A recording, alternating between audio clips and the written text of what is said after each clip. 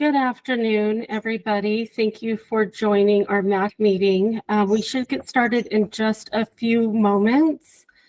We are just waiting for a few more committee members to come on board.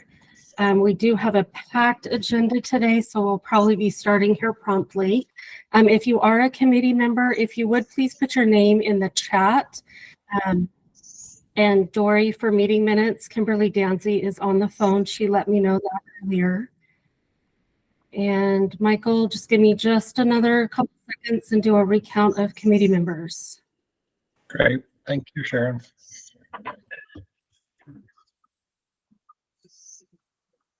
While we're waiting for everyone to get here from the committee standpoint, I think just a general overview as a reminder for those who are presenting that we're going to have a 5-minute time limit given the number of presenters.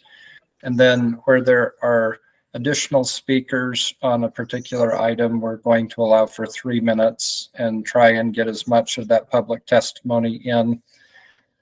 We are going to make one slight change in the order because of a timing issue for one of our group's presenters. But other than that, we're going to try and follow as closely as we can through the presenter list as it was laid out in the meeting minutes.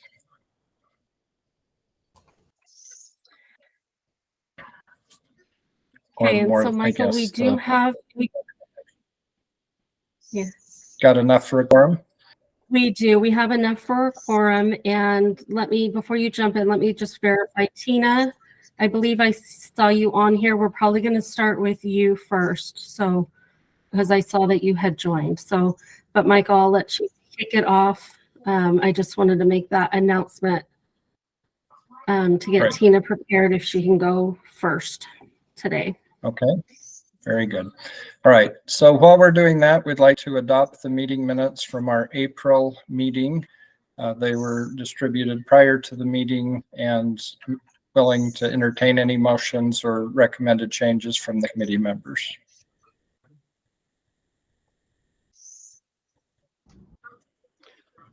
Michael, this is Alan Ormsby. I've reviewed them. I don't see any changes, so I'd make a motion to approve them. Okay, thank you, Alan. Do we have a second? Michael, this is Davis Moore. I can second.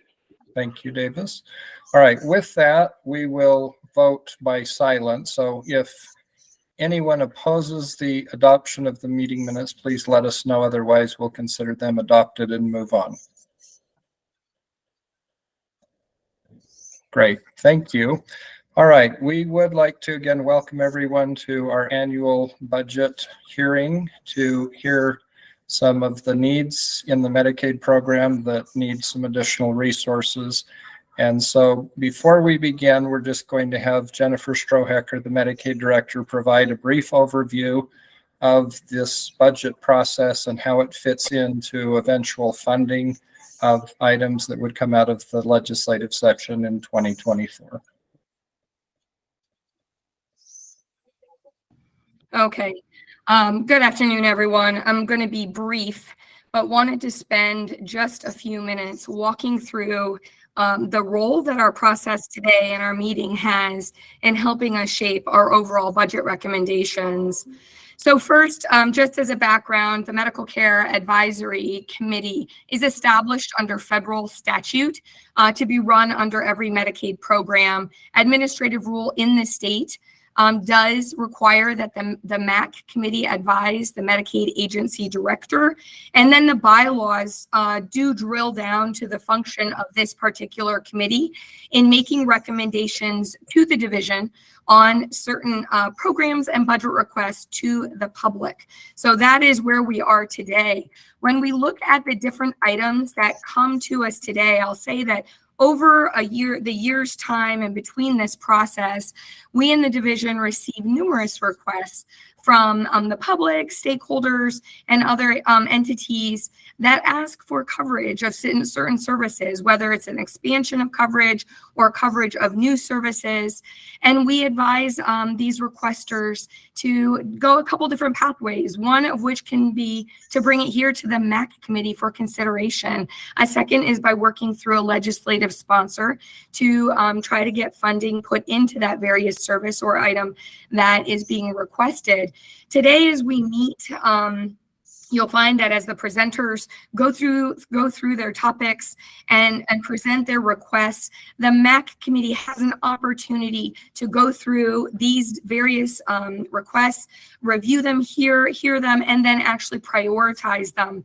At the end of this ranking period, what we're going to do next month is bring back these rankings for your review. But in this public meeting setting, we have an opportunity to walk through these together. The MCAC committee then hands them off to the division so that we have the opportunity to review the different requests that have come forth and what the MCAC committee recommends that the division consider as prioritized items to seek funding through the governor's budget.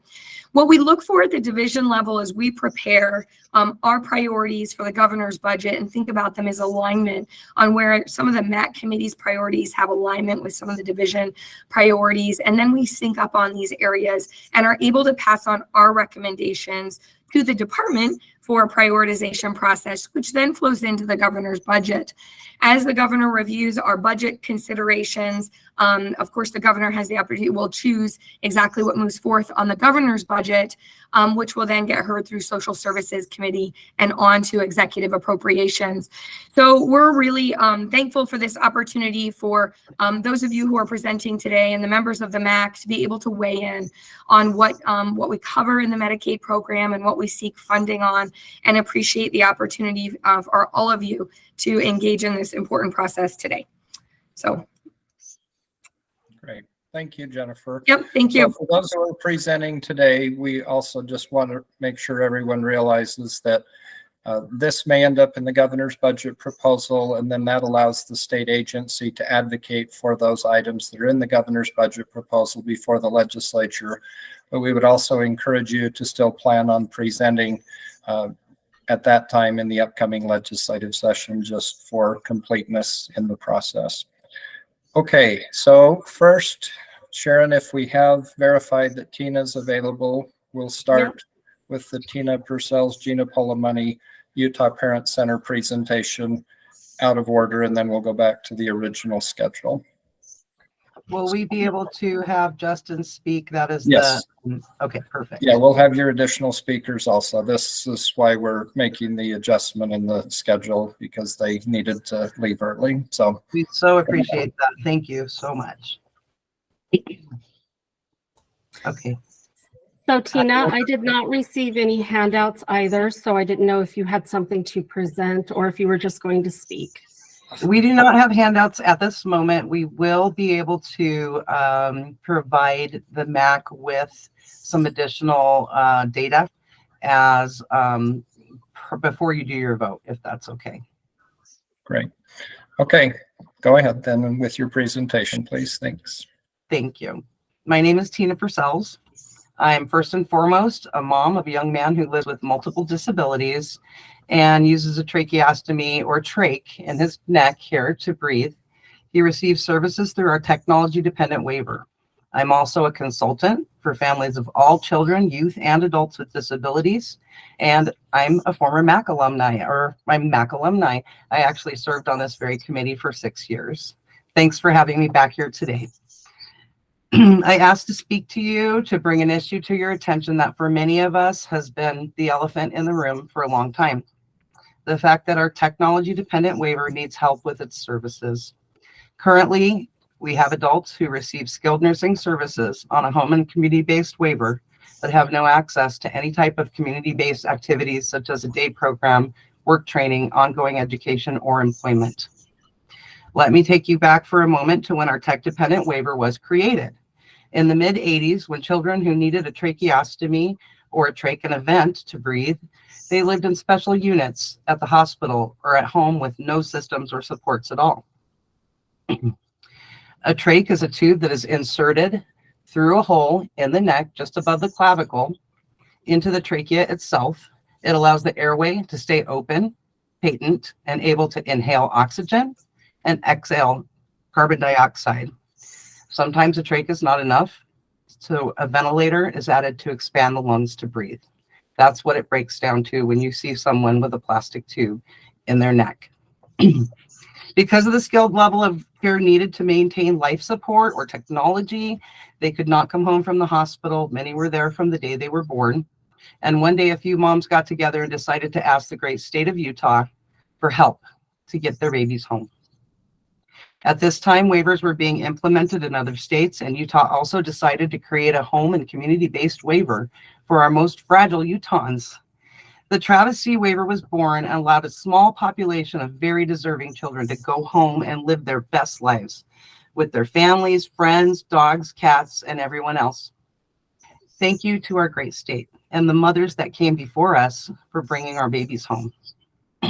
With the implementation of the Travis C. waiver and the huge strides in medical technology, we saw that not only were our children able to come home, but many of them were able to live longer lives. And one day it happened.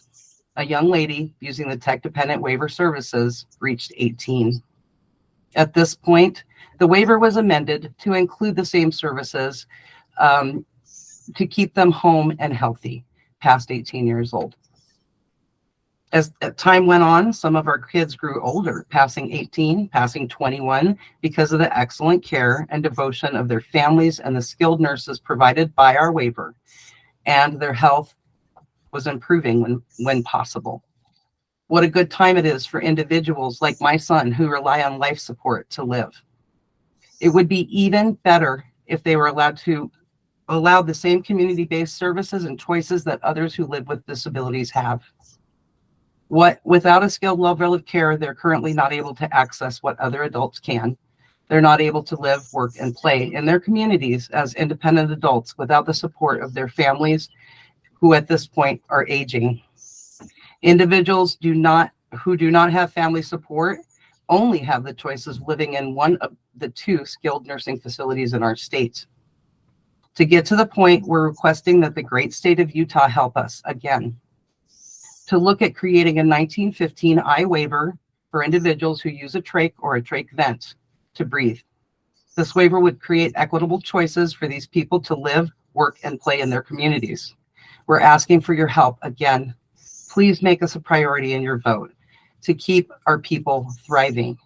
Today, you'll hear from other individuals on this subject. Please think about this, and I want you to consider what you would want if you were dependent on technology to breathe. If you had a trach, would you like to stay home every day with your mom or a nurse? Or would you like to experience life like other individuals can? Thank you, and I appreciate your time. Okay, thank you, Tina. And associated with your presentation, we'll next go to Nate Cripps. Good afternoon. My name is Nate Cripps. I'm with the Disability Law Center. You will hear from my colleague Andrew Riggle a little bit later on our broader list of priorities, but as the Protection and Advocacy Agency, the DLC advocates for the full inclusion of Utahns with disabilities into the larger community by promoting comprehensive quality community-based services as an alternative to institutional settings. Utahns who are tech dependent have a trach, a ventilator, or a central line and typically require a skilled level of nursing to meet their needs. Utah serves these individuals through the tech-dependent Medicaid waiver, which offers a limited number of nursing respite hours, extended private duty nursing, and family support. Individuals have no access to residential, employment, and day services unless they enter an institution, as the tech-dependent waiver does not offer those services. While the community supports waiver does offer them, it does not provide the level of nursing that would be necessary for tech-dependent individuals to access these supports. Under the HCBS Settings Rule of 2014, Title II of the Americans with Disabilities Act, Section 504 of the Rehab Act, and the Supreme Court's Olmstead decision, states have an obligation to serve people with disabilities in the most integrated setting appropriate to their needs. Under this legal framework, people with disabilities across the lifespan have the right to live, work, and play in the community alongside their non-disabled peers, and government cannot create or fund systems that segregate people with disabilities from the larger community. In short, the Olmstead decision held that unnecessary institutionalization is a form of discrimination prohibited by Title II of the ADA. The reach and scope of Olmstead has expanded over the years. In addition to cases that continue to be filed regarding unnecessary institutionalization of individuals with disabilities, courts have found that the decision applies to a variety of circumstances like policies that favor institutional over community care. One recent example is from a state like Florida, who was sued for its failure to provide integrated services to medically complex children. We are here today because we are concerned that Utah's current system of support for people who are tech dependent does not afford them access to the community in accordance with the law. We would urge you all to consider solutions that give individuals who are tech dependent access to day programs, employment supports, and residential services like the 1915 I waiver that has been proposed today. Thank you for your time. Okay, thank you, Nate. All right, next we have Donna Miller and Justin Miller for your presentation. Hi, my name is Donna Miller. My husband is Paul. We are the parents of Justin, who is 28 years old, and lives at home with us. Justin is a technology dependent with a trach, a ventilator, and a speech device. He requires someone to be with him at all times to monitor his heart rate, oxygen saturations, and to make sure his airway is open. For example, suctioning him and making sure his ventilator tube does not disconnect. He has had no access to adult services since he finished high school six years ago. He is a pioneer in Granite School District and at the college, and at the Salt Lake Community College, and within the state of Utah being included in college courses. With the help of myself, his mom, going with him each day to make sure he could continue his education in art. Justin had the ability to live, work, and play in his Utah community with the support he needs. Please consider making a request to look at a 1915 waiver as a priority and building block when you vote to give the trade and trade-banned adults in Utah the same access to their community as their peers. Thank you for your time.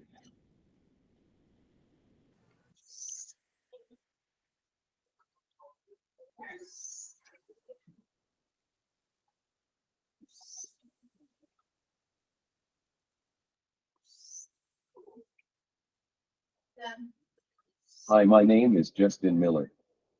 I'm 28 years old. I live in West Valley City, Utah. One of the things I like to do is paint. I do my artwork with moving my eyes, and I do it with a program called Adobe Photoshop. My artwork has inspired many people. It has inspired my nurses, family members, and people in my community. Another thing I like to do is write. I like to write stories, novels, and screenplays. I wrote a screenplay called Knights and Dragons. A few things you need to know about me. When I was 2 years old, I got sick with the upper respiratory virus, and in less than a week time, I became completely paralyzed without being able to move my arms and legs, and I ended up on a ventilator. I'm happy to be here today. Thank you for having me here. During the last couple months, we have been talking about how we can provide a day program for people who have medical needs. For me, when I was going to Salt Lake Community College, we met with Voc Rehab to see if they would provide a nurse to go to school with me.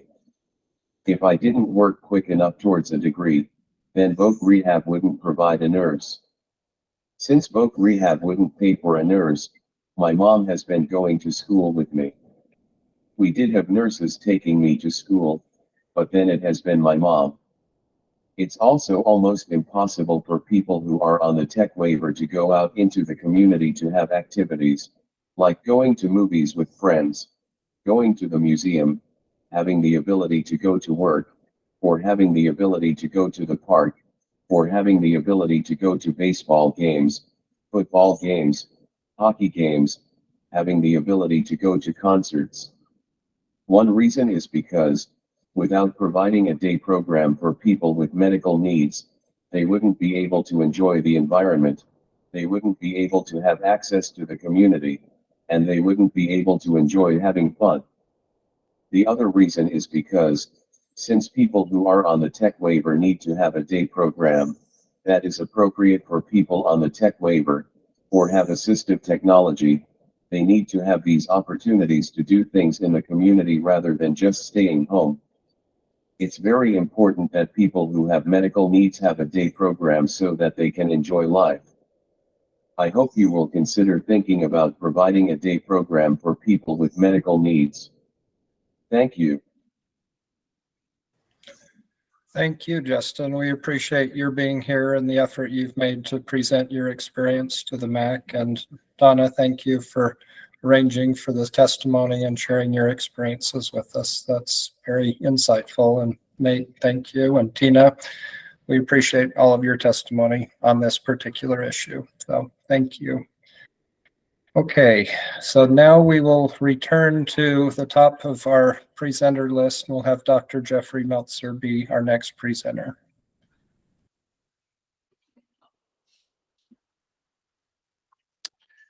Next slide. Good afternoon.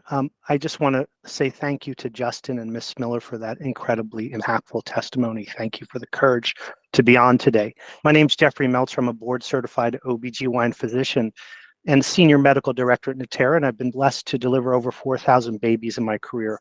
I'm joined by Kyle Prosen of Market Access. And while Natera is part of the Coalition for Access to Prenatal Screening, what we discussed today can be applied to non-invasive prenatal tests performed by other labs as well. Next slide. Our request is for the Utah Department of Health and Human Services to provide coverage for CPT code 81420, prenatal cell-free DNA screening, also known as NIPT or NIPS, to all pregnant people in Utah. as it is clinically superior to serum screening.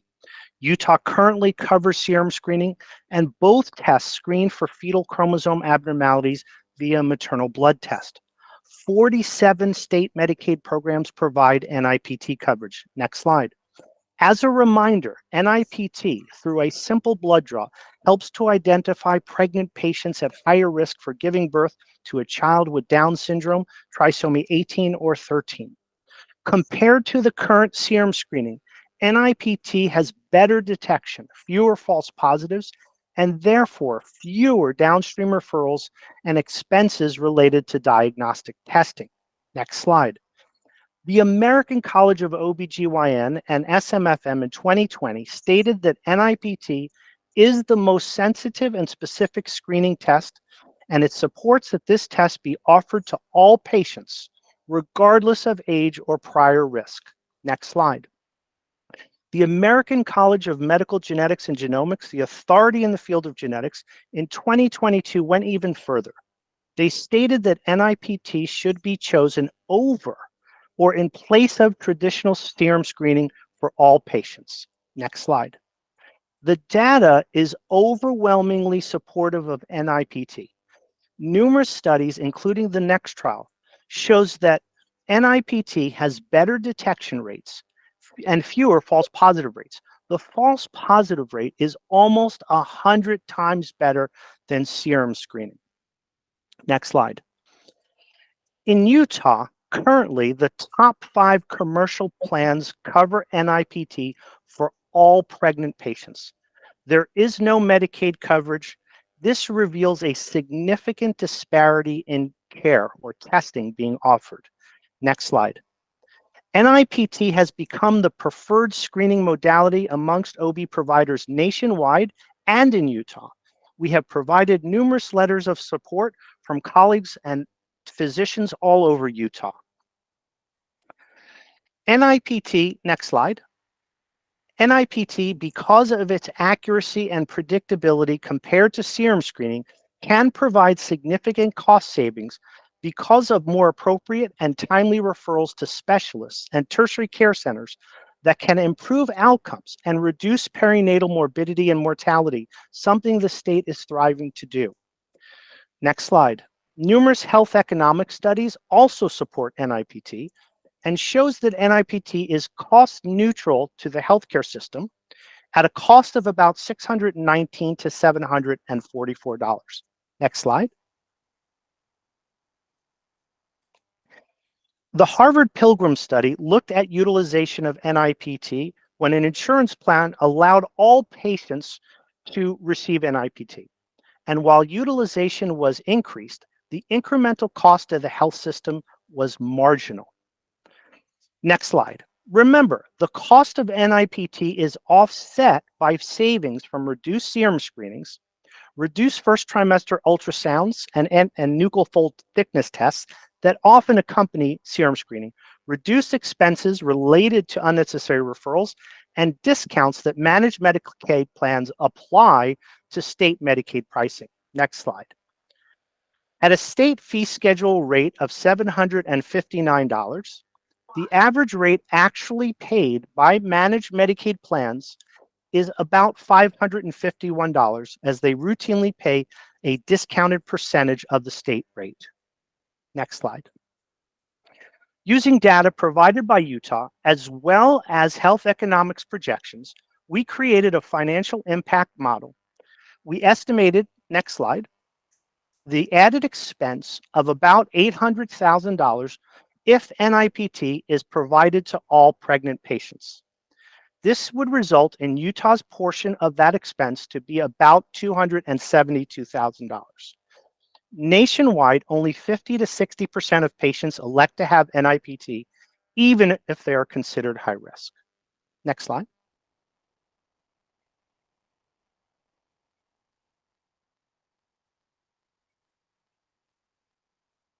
Next slide. Oh, okay. Let me just continue. Women's healthcare providers, excuse me.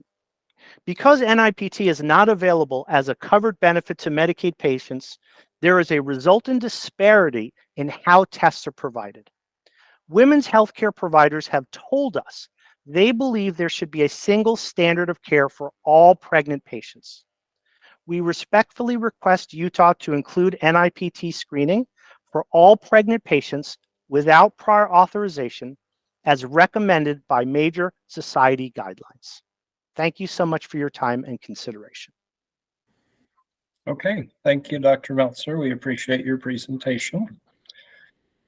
Next on our list, we have Neil Allred and Jim Jensen from the Utah Association of Community Services. Please proceed. Hello, everyone. My name is Jim Jensen. I'm the Executive Director of TKJ. I've been providing services in one way or another for over 30 years in the state of Utah. I'm also the nephew of a recipient of DSPD services, as well as the current president of the Utah Association of Community Services. Just to give the committee a little introduction on the Utah Association of Community Services, prior to the merger of DOH and DHS, we were under DHS and funded through the Division of Services for People with Disabilities. This is the first time we've presented to this committee, and historically we would work with DHS to make our requests as well as the legislature, and so this is a new process for us. The Utah Association of Community Services has over 40 providers. We provide the vast majority of the DSPD provider-based services in the state of Utah. The UX providers provide an array of services, everything from some really basic family support all the way through supported employment, supported living in people's homes and apartments, day programs, as well as full residential and full 24-hour programs. The system that we're here to talk about today is the provider-based system.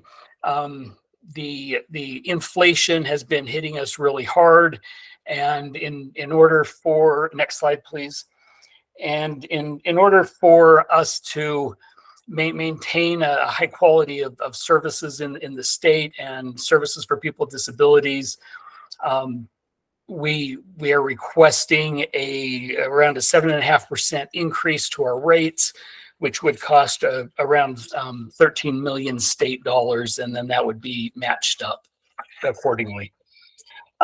Next slide, please.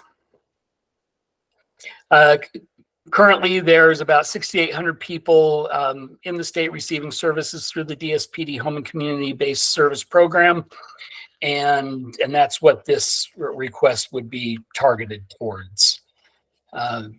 Neil's going to take over and finish off the rest. Hi, my name's Neil Allred. I'm with Northeastern Services, and I've been in the industry for about 20 years. I'm the current past president for UACS. So where we came up with this methodology of coming up with the 13 million, we looked at the CPI Western region inflation rates. And those rates come in right now at about 7.5%. We reached out to the Division of Services for People with Disabilities, DSPD, and 1% in the current industry is about $1.7 million.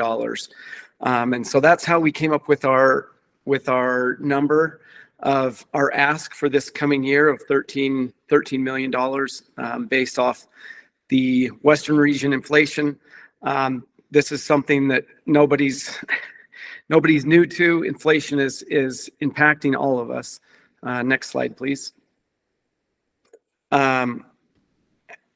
As far as changes in the field, we are a very unique industry where we serve people with disabilities. Staffing retention has always been a struggle. And while we struggle to bring employees in, keeping them around has also been a struggle. With the inflation costs that are going up, finding and keeping quality staff has always been difficult. We also have some additional costs with transportation and housing being higher than ever. It becomes very difficult to maintain our programs and keep them going in the community. And we're reaching out to you right now for this support. Next slide, please.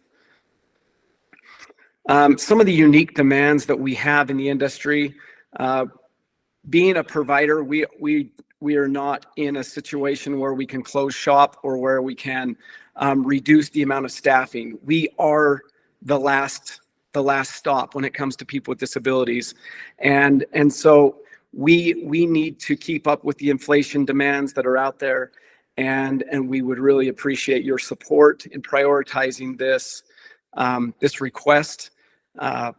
People with disabilities need the supports in the community. Thank you so much for your time.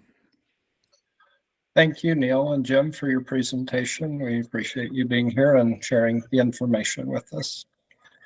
Okay, next we have Craig Adamski and Jim Kohler. Hi. Good evening. Thank you for having us come in tonight. My name is Craig Adamski. I'm a licensed board certified genetic counselor and medical science liaison with Exact Sciences. I don't know if our slides are, there we go.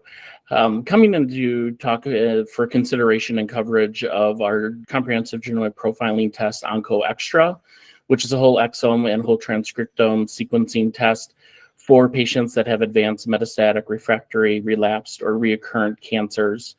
Currently, there are over 80 FDA-approved cancer therapies personalized to specific biomarkers for patients. This testing includes analysis for all of those biomarkers for patients. Next slide. In our validation tests of over 15,000 samples, 83.9% of patients were able to have at least one actionable variant found on testing that was able to help guide and manage their care and management. That included 93% of breast cancers, 96% of bladder and lung cancers, and 98% of colorectal cancer patients that were included in those samples. The comprehensive genetic profiling that we do with this evaluation includes RNA analysis, so look at the entire mRNA transcriptome. And why that's important is we know that at least 15% of advanced cancers will have what are called gene fusions. And the American Society of Clinical Oncologists acknowledges that doing RNA evaluation is necessary to identify these fusion genes. Doing DNA analysis alone could miss up to 50% of these important targeted fusions that would guide therapy and management for patients. We also look at tumor mutation burden differently from some other laboratories by incorporating both the whole exome sequencing as well as a patient tumor normal sample to help subtract out those germline variants that make sure that we aren't over-exaggerating or overestimating that TMB evaluation. It has been shown in multiple research studies that panel tests that only include a portion of the genome instead of whole exome sequencing, as well as laboratories that utilize database evaluation for TMB evaluation, can have overestimation. And why that's important is we know that specifically Keytruda, the medication that's associated with that evaluation, is highly costly as well as has severe side effects to it. So we want to make sure that the most appropriate patients are being referred for that immunotherapy. We also require a smaller sample size than most other laboratories, with only 20% tumor sample necessary instead of the 30% sample that most laboratories require. Next slide. And this is just a side-by-side comparison to some of our larger competitors in the market. You can see that we provide the most comprehensive genomic profiling with the full exome whole genome evaluation, and by using that paired normal analysis to give you the most accurate evaluation for TMB to really help guide management and care for those patients that are stage 3, stage 4, and are looking for and need in a timely manner the most reliable evaluation for personalized therapies for them. I will hand it over to Jim quickly to add in a little color. Thanks, Craig. And Craig brought up some really significant points. And Utah's state Medicaid fee schedule currently has CPT code 81455 listed, and that's a genomic sequencing panel with a rate of $29.19 on it. Coincidentally, that is our Medicare rate as well, and that's basically for 51 genes or more. It mirrors our test. And so there's a couple of different considerations. We can either do like with other states, prior to us having a specific PLA code, we would have the state then go ahead and ask us to bill with that 81455 code. That's one path, or having a request for consideration of our new PLA code 0329U. So those are things that we're looking for. And in that 81455, that is that genomic sequencing panel that looks at DNA and RNA alterations at the underlying tumor biology for more of a targeted therapeutic intervention. And so for cost savings, alleviating some of that critical care downstream by not having access to the test, then also identifying those individuals that can perform on that therapy rather than go to failure. So we really appreciate the consideration and look forward to any questions that you have. Okay, thank you, Jim and Craig. Are there any questions? Okay, question about the code. Yeah. So the code that is on the fee schedule currently is 81455. Our specific PLA code is 0329U. Okay, then Stephanie had a question. Go ahead, Stephanie.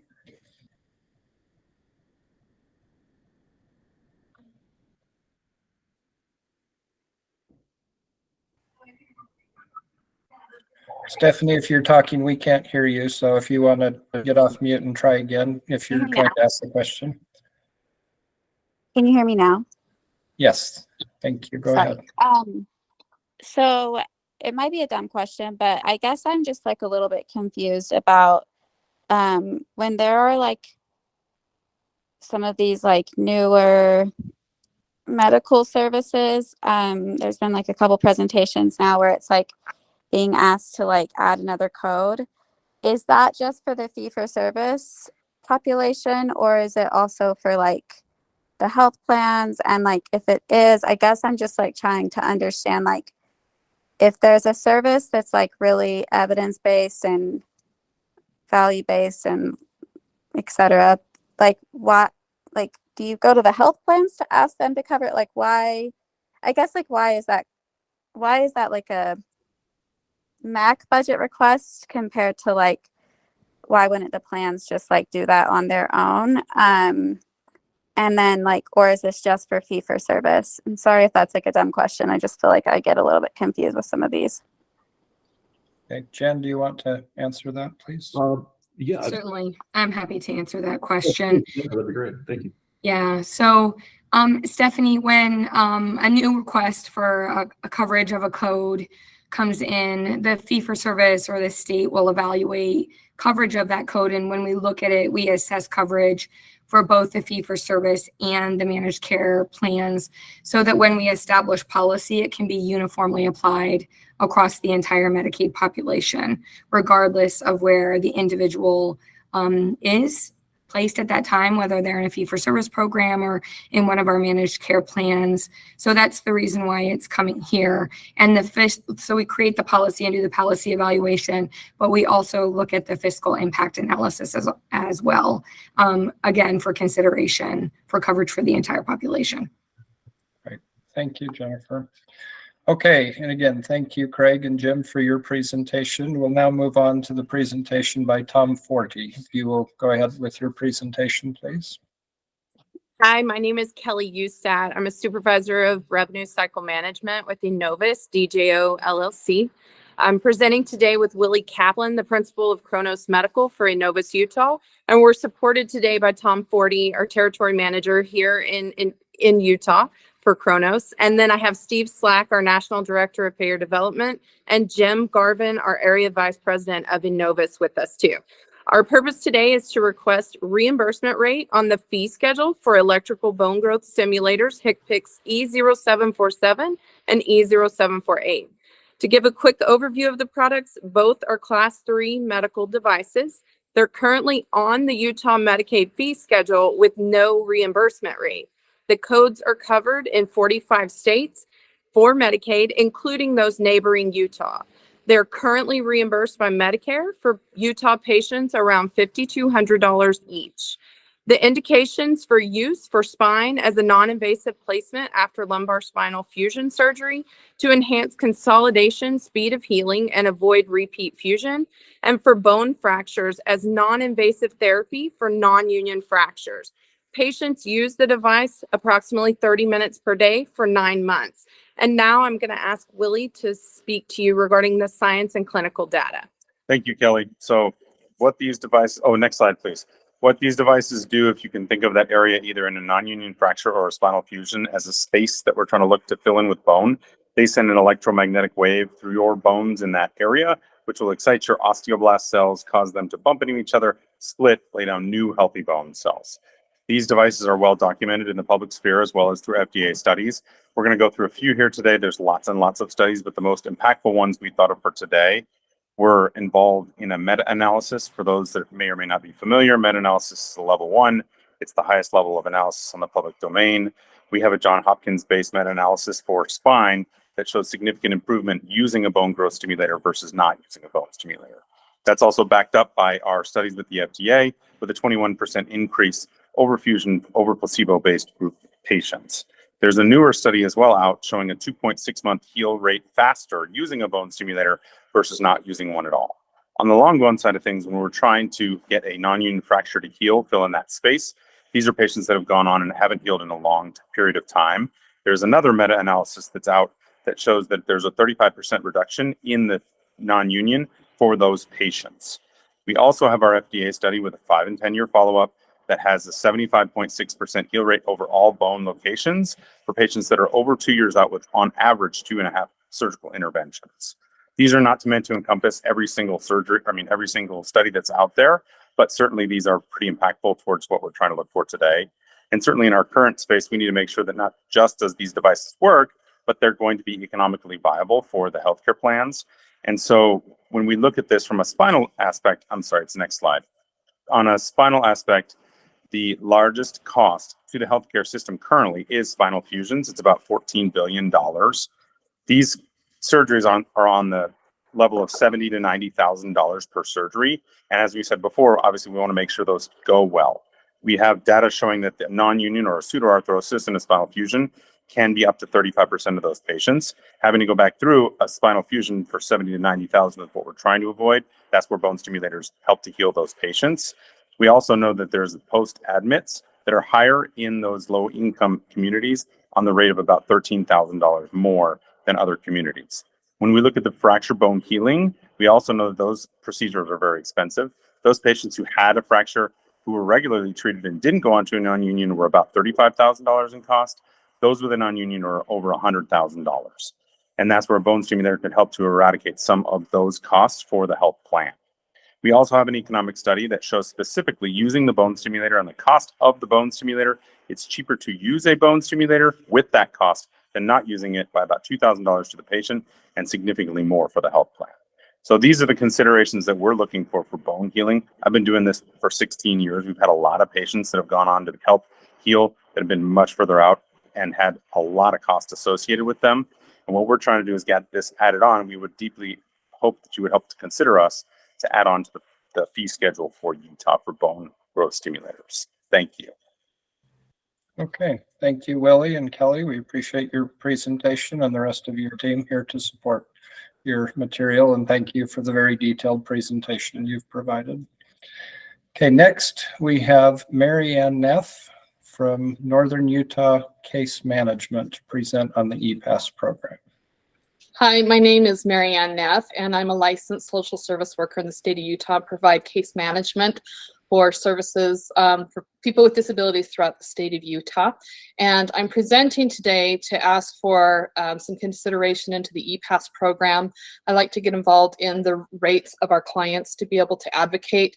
I'm a sibling to a brother that had a disability that was put into an institution who could have stayed within the home if the right services were in place. So when I see areas of concern where our rates are not matching the workload or the needs of the individuals, then I feel it's necessary to present that. So the EPASS program has been around for over a decade, and it supports people with disabilities by helping them stay in their home. They have to be employed, and it helps them maintain their jobs, but primarily focuses on in-home supports. It's estimated that 80% are on the DSPD wait list, and EPASS is very good at helping maintain a lot of these individuals from not needing those types of services. The services within EPASS are assessors, case managers, staffing providers, fiscal agents, and self-administered staff. So my concern is primarily with the case management rates and the direct care staff rates. The services are limiting people from going into institutional care, and there's approximately 240 people in the state of Utah that receive the services.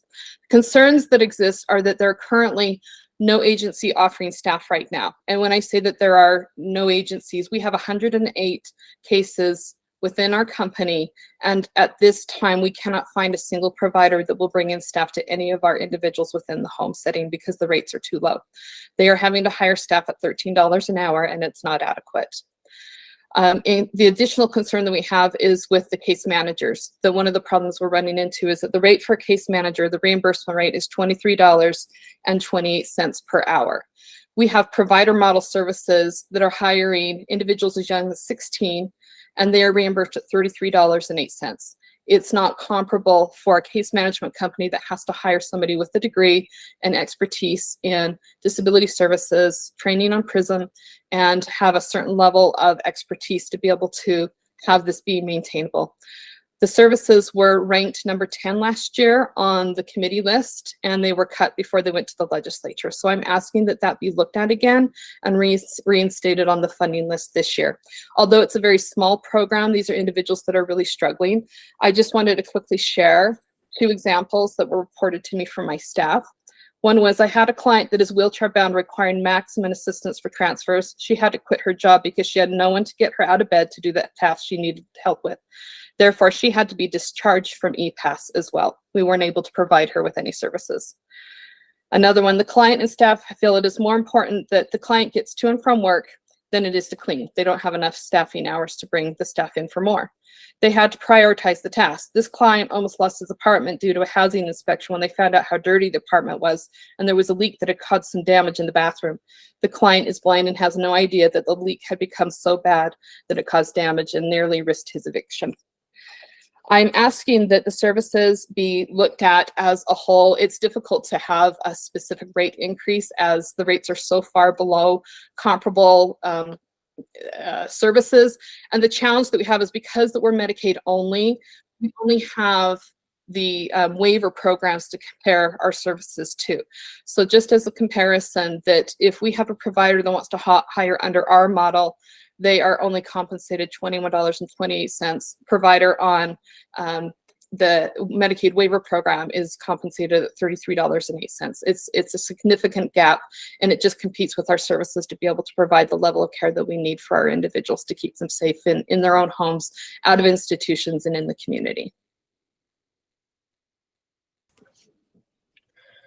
Okay, so comparable services with other home or support programs for people in the community, but the pay rate substantially different for similar government funded programs. So I guess prior to our vote next month, it would be helpful maybe if the department could line up some of these programs where you show the rates in an HCBS program and show the comparability, because it would seem like uniformity for the same type of service across all Medicaid paid programs would be a noble policy objective for us to look at. Maybe we could even combine some of these funding requests. So thank you, Marianne. We appreciate you coming and presenting on this topic.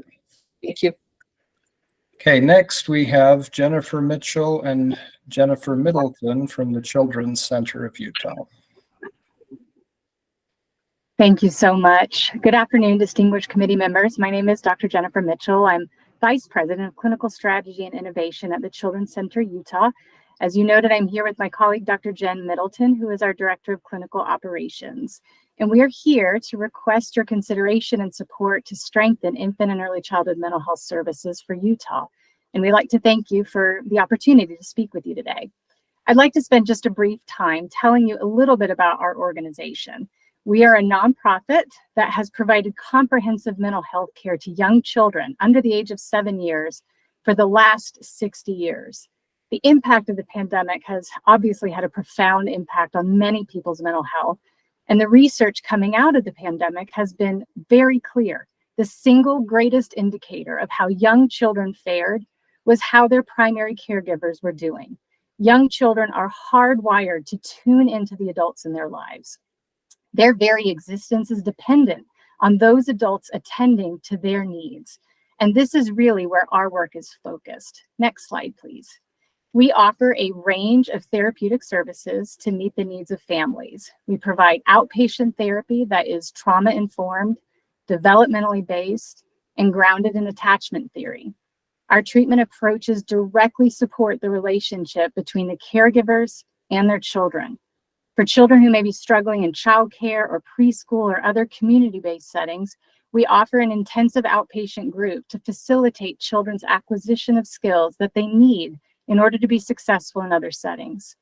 We offer additional services like psychological evaluations and psychiatric consultation for children who are presenting with medically complex challenges. Now, the only answer that will truly meet our nation's children's mental health crisis is one that includes targeted services when children's brains are most responsive to intervention in those first 5 years of life.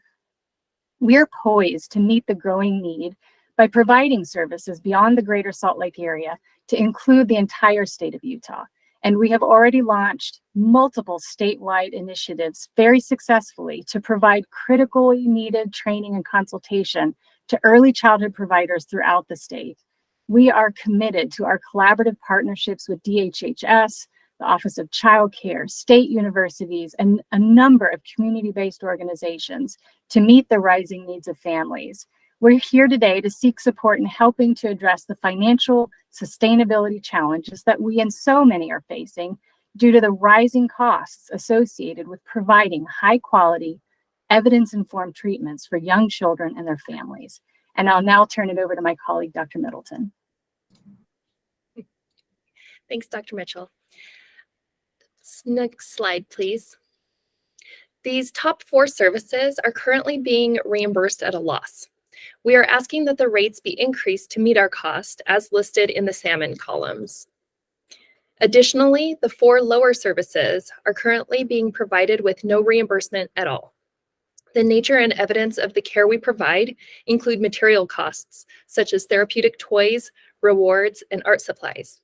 The evidence also supports working in iterations with various combinations of supporting adults, such as biological and foster families, caseworkers, doctors, and child care professionals.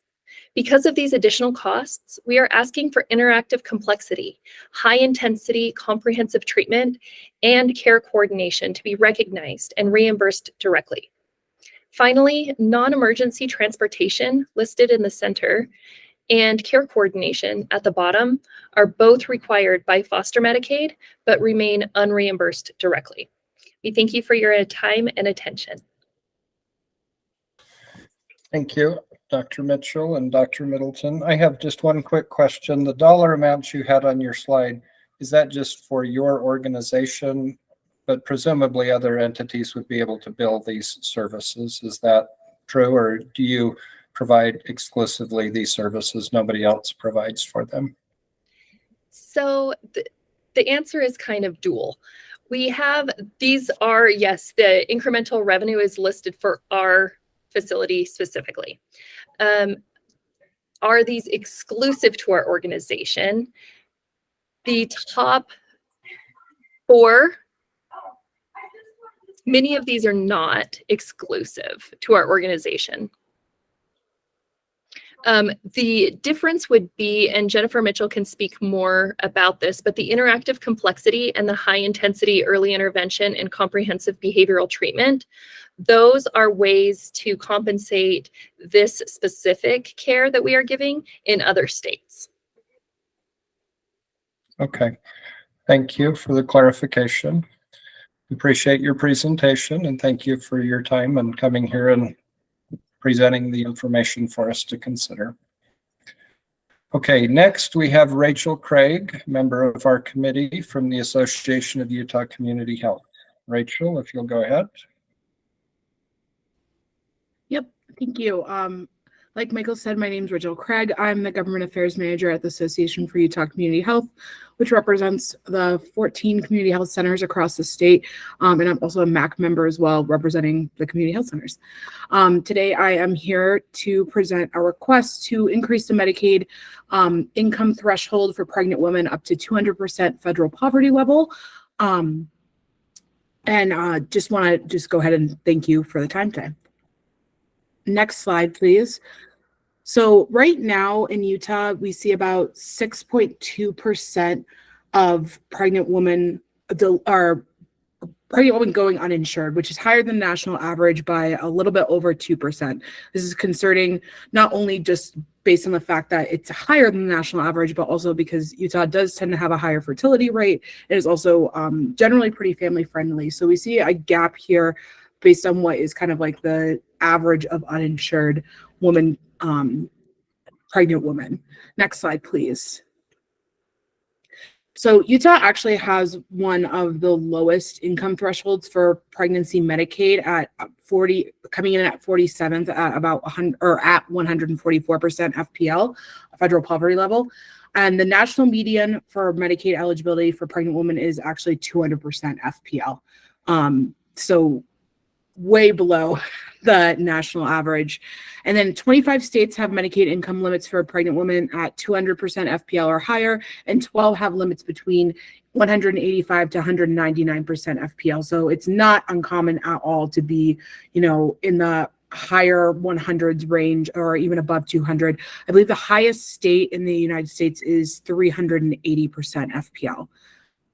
Next slide, please. So FPL is, kind of hard if you don't actually see what someone's making in front of you. So for those of you who don't know, federal poverty level basically just takes into account how many people are inside of a household and how much they make in regards to the actual federal poverty level. So if you're looking at a single woman with no current dependents in their household, 144% FPL is just under $21,000 a year or $10 an hour. 200% FPL is still just under 30% or $30,000 a year annually, and about just over $14 an hour hourly. I've also put the chart up here for what a married two-person household with no dependents would look like as well. But generally speaking, you can look up FPL calculators and kind of, think about what like a 200% FPL household looks like. It's not a large sum of money. Next slide, please. So what about the marketplace is a question that I get asked a lot when I talk about this issue, and I know many other people have also been asked as well. The marketplace is open annually. It's called open enrollment for those of you who don't know, between November and January each year annually. And then also individuals and households have special enrollment periods that get kind of triggered based on certain life events. Moving is one of them. Loss of coverage is one of them. Having a child or adopting a child or basically growing your household in any way is one, but pregnancy actually isn't a triggering event. So if you get pregnant outside of an open enrollment period, you can't actually sign up for marketplace coverage. And this is seen as a huge gap, which is why I think it's pretty important to be considering, keeping up with the national average in terms of pregnancy Medicaid coverage as well, since this loophole or, gap doesn't seem to be closing anytime soon. Next slide, please. So health coverage during pregnancy has been proven to correlate with improved healthcare outcomes. Uninsured women are more likely to have poor outcomes during pregnancy and delivery than those with insurance.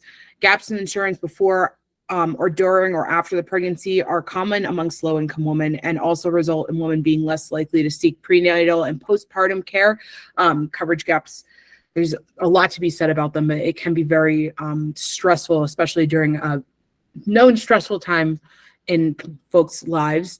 And expanding Medicaid eligibility to pregnant women, to pregnant mothers, showed an increase in improved health habits, and not just, necessarily your basic or your, I guess, traditional health habits, but also food security, housing security, financial security, and decrease in criminal behavior. So really kind of addresses those social determinants of health.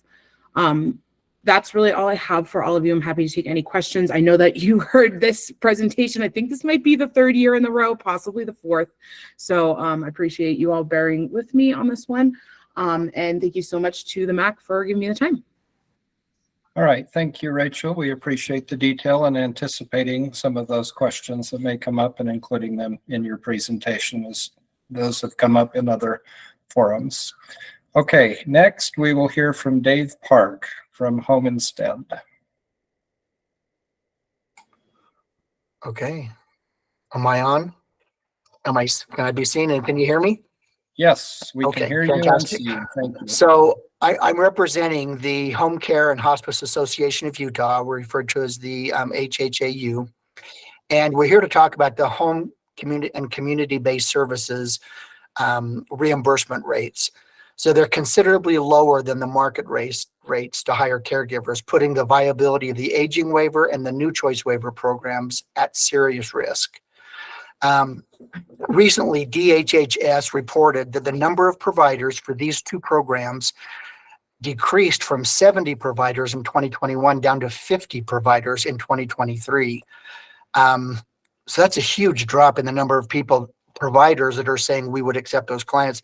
And we know that of the 50 providers that are still available or they're on the list to be called, they're not accepting patients. And so it almost is a little deceiving to say that there's 50 active providers because a lot of them are not taking clients. As reported by the Area Agency on Aging state case managers, there are 1,227 individuals that are being seen on the aging waiver program as of March of this year. There's another 1,016 individuals that are on the application list waiting to receive services.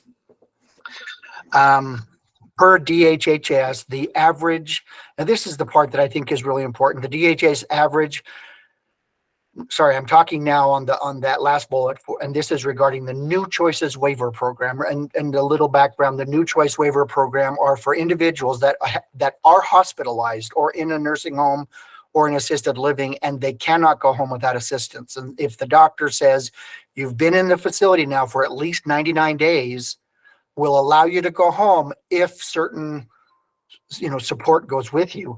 And the cost of going home is about $1,600 of Medicaid money. If they remain in their assisted living, it's costing Medicaid about $2,600. There's $1,000 difference there.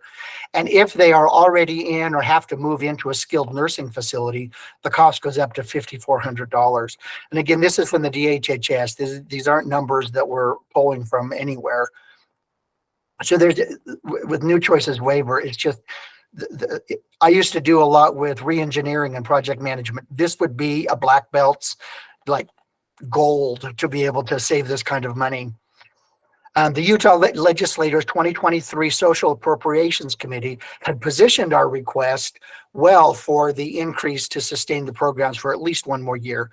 When the recommendation was sent to the Executive Appropriations Committee, however, it was cut by 1/6. So where we were asking, underneath this, you can see a 3-year ask, which we were told that just wasn't going to fly. The 1-year ask was at $2.8 million was too much. So we put in a revised request for $2 million. And here's an important part. And again, I assume that most of you, if not all of you, know this, that the federal Medicaid matches the funds by 66%. So when we requested $2 million, the federal government would have increased that by an additional $6 million so that we would have had enough money to keep both aging waiver and new choice waiver viable. But instead of the $2 million that we thought was going to fly through, we ended up getting $617,000. So the amount of money that we received just wasn't sufficient really to do anything. The appropriations funds that we did receive were distributed basically and primarily to two of the highly utilized codes that were super low. Some of those codes were $18 an hour. Trying to keep the HCBS waiver members on service for as long as possible. There's an email in our packet. It's kind of buried in the addendums there of an email that was sent out to a case manager saying, hey, I'm sorry, but we are going to have to drop this particular new choice waiver client because we're losing, so much money with that person. So our request today is for the balance of the original 3-year ask for the reimbursement rates. Therefore, we can continue the sustainability of these programs for the next 3 years. And that 2024 ask down there, if we are allowed to get $2.8 million, and there will be an additional nearly $6 million from the federal government that can keep these programs alive. In addition to the program, to these slides in our packet, you'll see some impact letters. We have impact letters from different providers, Home Instead, First Choice. There's also a letter of impact from this Salt Lake County Aging and Adult Services from the Aging Section Manager. And there's a letter from a case manager. There's a letter from a particular client, a family member who's on new choices waiver and the impact it had on them. So similar to the pitch that Mary Ann Neff gave a little earlier about ePass, we're in the same boat. The pitches are very, very similar. So I know I'm out of time. So any questions or any other points that I could share?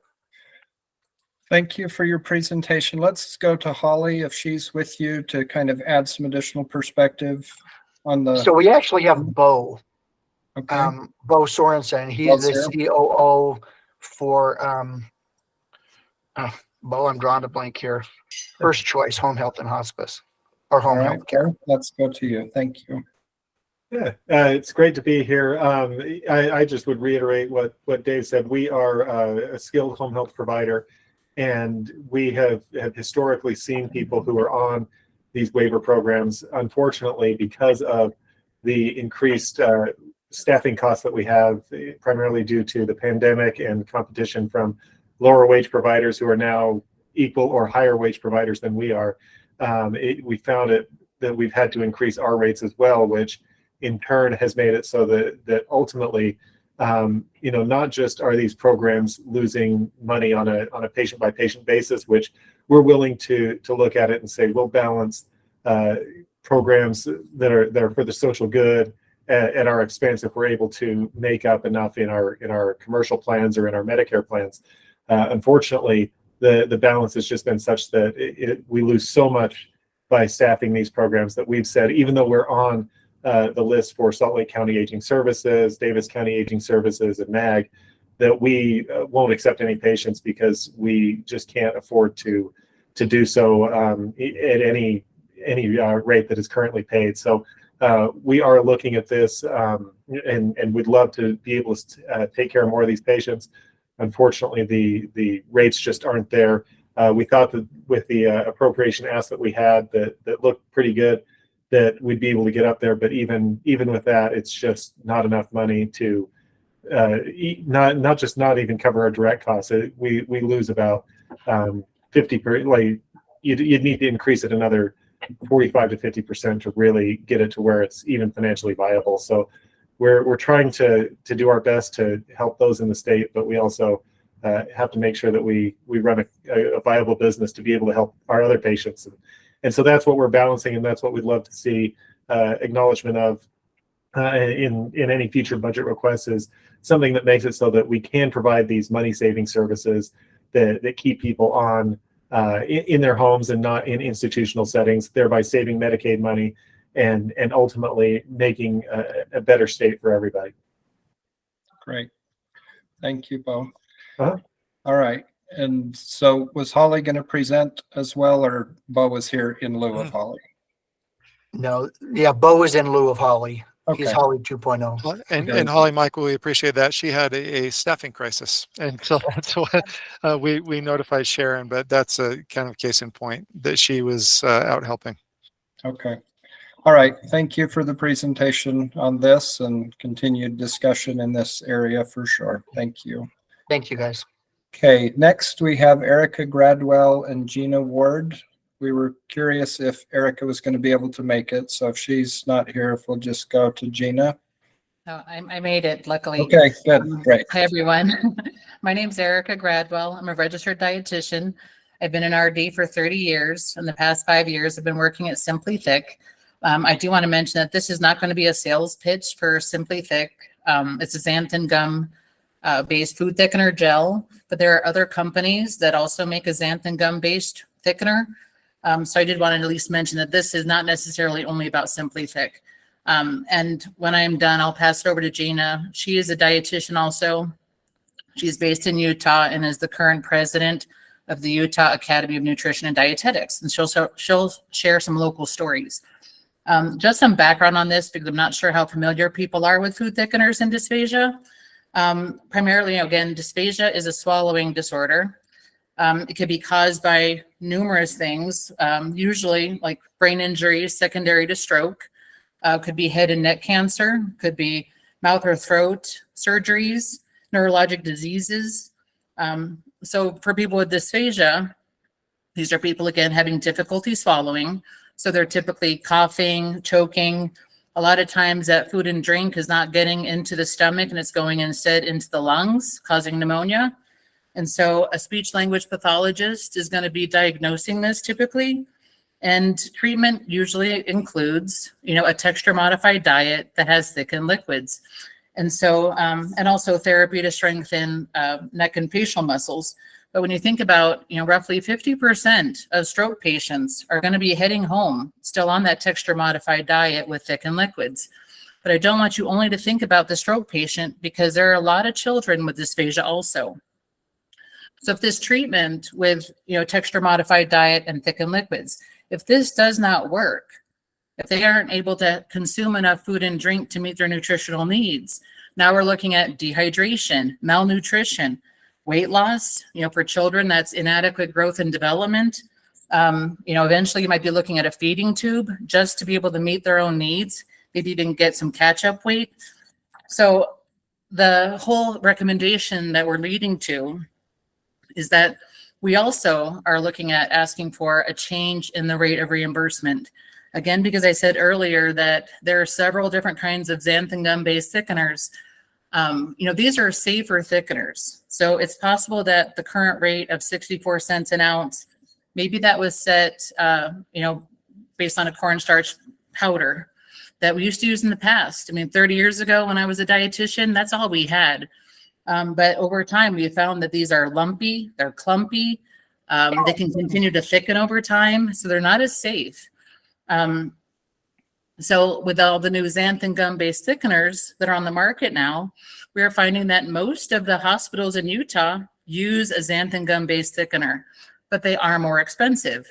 So at the current rate of reimbursement, it just really isn't enough to cover the costs. And so we've been asking, again, because of the variation in the products on the market, because of the variations in the kinds of thickeners people use for different reasons, we're just asking for the change to be more of a specified percent over invoice to account for that variation. And the average national markup is 20%. So again, I don't have an exact figure for what it could be increased to. So we're primarily asking just for a change in the way it's reimbursed to be more of a specified percent over invoice. And with that, I will hand it over to Gina to share some local stories in Utah. My name is Gina Ward, and I actually work in Layton at Davis Hospital. I've been there about 22 years, and we see everyone from adults to peds. I do inpatient and outpatient, and Dysphagia has been a really big, seen a lot of big changes in the last couple of years. We've actually gone from our national dysphagia diets to an international standard. But what I found is most awesome about some of the newer products that are out, because there's been a lot of new ones out in the last 5 to 6 years, is they make a huge difference for everyone who's actually having to thicken the liquid.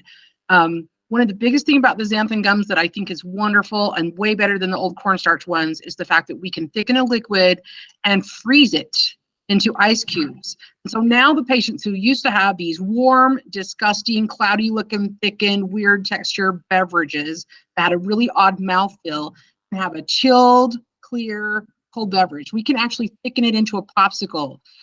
Previously to some of these xanthan gum thickeners, no one could have anything cold. Anything that would melt, like ice cream, was completely off, or a popsicle was completely not available. But these new xanthan gums can help that. And especially with kids, that can make a huge difference. We're coming up on summer and it's 80 degrees today. Who's not going to want a popsicle or something that's chilled? I don't think a lot of people think of dysphagia as a young person thing. We have quite a few older patients that, go to stroke rehab at the U or IMC or whatever. And even at my hospital, we have a stroke intake center that we work with the U. But Primary Children's has a huge feeding and swallowing clinic and a lot of satellite clinics. These new thickeners make it so much easier for that parent who's trying to get the kid to gain weight to actually eat something, drink something. I've had several patients with these dysphagia issues that are younger and that I see in the outpatient clinic. And some of these newer thickeners, when we talk about the different options and I let the parents choose between, we thicken it, we practice, we have cornstarch ones, we have xanthan gum ones, and they always prefer and do better off and get the right consistency if it's some of the newer products, those xanthan gum. I know in the hospital setting, we've adopted some of these xanthan gums because everything we do in the inpatient is based on patient safety. And from a training perspective of staff, they do a much better job with some of these newer products. However, when we send them home with the things that they're used to practicing within the hospital, if they become unaffordable, it makes it virtually impossible for the patients that go home to afford and get those products that are going to help them be compliant. And if they are drinking liquids that are too thin, they will aspirate and they'll be back with pneumonia. For several of the patients that I've seen just in the last 2 weeks that are frequent flyers, they're back every 2 to 3 weeks with the same problem because they're not using the products that work best for them, or there's some issue with that. So what we're asking for is to change the way the reimbursement happens, to give more access to our adults with stroke issues and dysphagia, but also our young kids. Many of those kids we see are not getting adequate intake, and we know that has long-term consequences, negatively so, on their development. So we're just hoping for the committee to consider the fact that these products are already reimbursed, but not at the rates that are comparable to what really is going to take to have them available in the community. And so our hope is that we can change that 20% above invoice versus the flat rate on the old cornstarch-based ones we used to have. I think it'll make a huge difference. I think it'll lower our admissions to the hospital for respiratory issues for people that are having swallowing difficulties and have to go into their lungs versus their stomach. Great. So thank you, Gina, and thank you, Erica. We appreciate you presenting on this topic for us. Next, we're going to go to Andrew Riggle, and then after Andrew is done, then we have Shelby Hinsley, who's part of the presentation. Go ahead, Andrew. Hi, everybody. My name is Andrew Riggle. I'm the public policy advocate with the Disability Law Center. Utah can't afford for suicide prevention or crisis intervention to be its only response to serious mental illness. The state must develop a system designed to prevent crisis hospitalization or incarceration by delivering the right supports at the right time in the right place.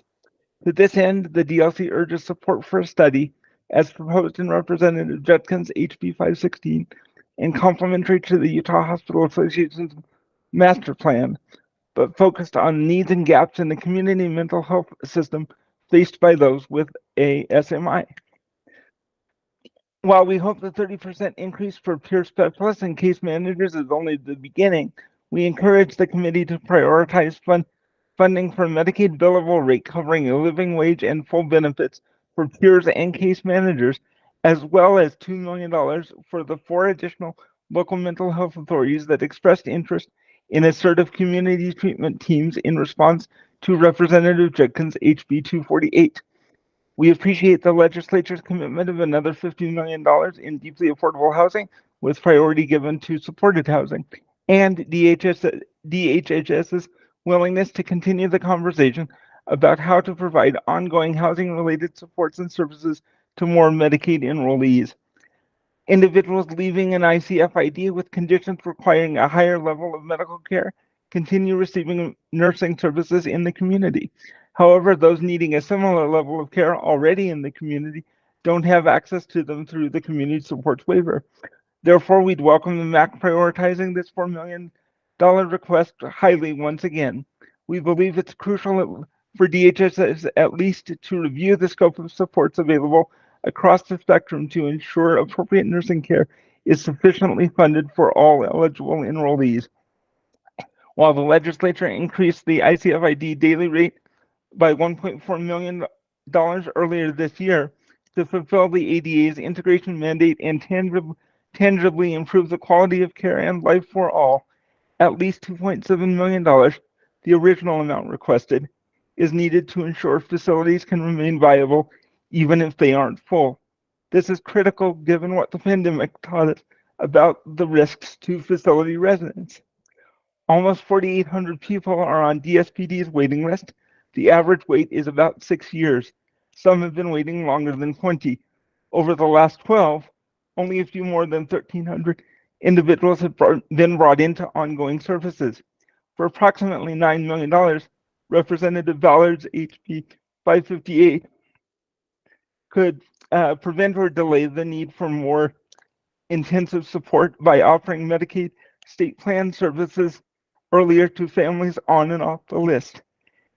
If this won't work, please back Representative Ward's HB 242 request to bring about 200 individuals into services each year by adding about the same amount to the base budget. Finally, individuals using non-DSPD community providers or self-administered services are having trouble recruiting and retaining qualified direct care staff. For example, those using employment-related personal assistance services are limited to $13 an hour. The going rate is 17 to 20. Consequently, I've only had coverage in the morning for 3 weeks since August. In addition to a competitive wage, we'd appreciate the committee's support of approximately $464,000 for Representative Daley Provost's HB 252, which would allow aged, blind, or disabled individuals to have up to 500% of the FPL in countable income to receive the services and support they need to remain independent. Thank you very much for your time and consideration. Thank you, Andrew. And Shelby, are you available to add your thoughts on this request?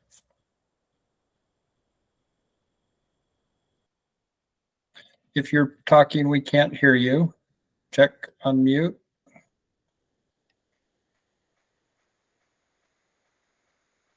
No, Shelby. Okay. We'll come back to her if she happens to be on and we've just missed her. All right. Again, thank you, Andrew. We appreciate the information on those various topics. Okay. Next, we have McKay Lee on complex rehab technology. Hello and good afternoon, everyone. Thank you so much for your time today. My name is McKay, and I'm the Associate Director at the National Coalition for Assistive and Rehab Technology. For the last 20 years, we at NCART have partnered with providers and manufacturers of complex rehab technology, the individuals who utilize it to meet their unique medical and mobility needs, the clinicians who evaluate it, and policy influencers like yourselves. For the sake of quick explanation for anyone who might not be familiar, complex rehab technology is medically necessary equipment like individually configured power and manual wheelchair systems, custom seating and positioning systems, adaptive bath systems, adaptive car seats and strollers for children, and other adaptive equipment like standing devices and gait trainers. This equipment is utilized by individuals with complex medical conditions who cannot use off-the-shelf equipment to meet their mobility and positioning needs. It's provided by an interdisciplinary team that includes a physical or occupational therapist, who complete assessments and make clinical recommendations. It includes the individual who will be utilizing the equipment to meet their needs, and the CRT provider, who employs certified assistive technology professionals who are accredited equipment experts that bridge the gap between medical need and equipment solutions. The CRT provider also is the entity that collects necessary documentation to submit for insurance coverage, orders, assembles, and delivers the final equipment, along with providing needed training or adjustments following delivery, and then, of course, throughout the lifetime of the equipment, providing ongoing service and repair. As we've heard from so many others today, it's absolutely critical for individuals and their families to have reliable access to the equipment and services that support their lifestyle and protect their health. Having the right piece of equipment can often make the difference between whether or not someone is able to participate in community activities, live independently with minimal caregiver assistance, complete their activities of daily living, get to work, go to other activities, attend school, and other important life factors. That is why our mission has been and always will be ensuring that people have appropriate options and access when it comes to their equipment. NCART and our members respectfully ask that this committee recommend the following requests for targeted but effective rate increases for CRT equipment and services to ease some of the ongoing financial pressures for providers, but more importantly, to ensure continued access to critical equipment and services for individuals with disabilities. Over the last several years, CRT providers and manufacturers, like so many others we've heard from today, have been met with significant operating challenges and increased expenses that are related to inflation, payroll, raw materials, shipping, fuel, and other factors. I'm going to provide just a really quick summary of the 3 requests that we do have today. We believe they are targeted, but effective, as I mentioned. The first, and we did provide additional information in the handouts that you can see here on the screen, but in the interest of time, I'm going to try to consolidate so that we have time for other folks. The first of our recommendations, or the first of our requests, is that providers be allowed to bill for all labor associated with authorized service and repairs to medically necessary CRT equipment. Right now, providers are currently not able to bill or be reimbursed for labor involved in repairing or replacing wheelchair tires, wheels, casters, or batteries. And our hope is that the state would allocate funds to expand that coverage for service and repair to all items on complex rehab technology. Our second request is that payment amounts for miscellaneous components of CRT be improved. So these are components of equipment that have no set billing code and have no set fee schedule amount. The providers have been accepting current reimbursement in good faith since before the public health emergency for quite some time now, knowing that a vulnerable population relied on these specialty services and the equipment. But we've also been working very closely with the department to discuss the fact that this reimbursement could not continue indefinitely if providers we're going to be able to continue services without making some difficult decisions. I do want to pause and thank the department for their willingness to continue seeking solutions alongside providers and others in the CRT community. We believe that the next and final step in seeking those solutions is having funds allocated by the state to meet these needs. Lastly, our final request is that the Medicare KU modifier and those associated rates be included as part of the state's utilization of current Medicare rates. Right now, the state has adopted the use of Medicare competitive bidding program non-rural rates as the basis of its own durable medical equipment reimbursement. However, Medicare actually established special rates for complex rehab technology designated by the KU modifier to reimburse them appropriately and safeguard access. Our hope is that the state will follow this federal precedent and do the same. So our initial research and data that we've collected using recent utilization indicates that each of these 3 requests would have a minimal fiscal impact to the state, very likely under $2 million in total for all 3. But we believe they would have a very significant positive impact for individuals with disabilities and the providers who are supplying these services. So at this point, I welcome any questions from the committee, but I do want to thank everyone again for your time today and the opportunity to meet with you all. So thank you. Thank you, McKay. We appreciate your presentation on those 3 issues. Next, we're going to go to Mircea Devrisian, if you can present on the Camp K services. Really appreciate the opportunity to be here with you guys today. It is our first time. We have never been part of this, never been able to present, so happy to be here. Since 1962, Camp Costopolis Dream Foundation has been dedicated to improving the quality of life for people of all abilities through education, recreation, and growth opportunities. We provide our participants with self-growth and educational opportunities, which help them become more fully integrated into the community. The families of our students not only benefit from the respite of caring for their loved ones, they also reap the rewards of their loved ones' increased abilities and independence after spending time at Camp K. We're located up in Immigration Canyon. We got 25 acres of property, and we have many, many facilities, from a lodge to cabins, and 7 cabins in 5 years, a swimming pool, a heated swimming pool, a bathhouse, infirmary, horse corral and stables, indoor equestrian center with stables and arena, high ropes course, low ropes course, sports court, field and activities for games, stock fish pond, pavilion, paved patio, and fire pit area, and multiple trails. We also operate and maintain a fleet of accessible vehicles, utility vehicles, medical equipment, and many other things. Our programs consist of residential camps, Monday through Friday, overnight stays, travel trip camps, day camps, partner camps, community-based programs, and after-school equestrian programs, vocational rehabilitation programs, including summer work exploration and experience training. We're here today to discuss our partnership with the SPD and Medicaid. We have been a provider of services for Medicaid and DSPD for over 30 years under the code RPS, respite. Currently, we're the only provider in the state of Utah that provides the services under this code. As a nonprofit, we work really hard over the years to continually fundraise and subsidize costs, making it as affordable as possible for everyone. However, it's becoming very hard for us to continue to do so. Last year, the American Camp Association, the largest foundation that oversees camps in the country, they stated that the cost for one night of camp, overnight camp, is $450, which is around $20 an hour, right? Camp K got paid by DSPD $200 for one day, 24 hours in a day. That's just less than $10 an hour.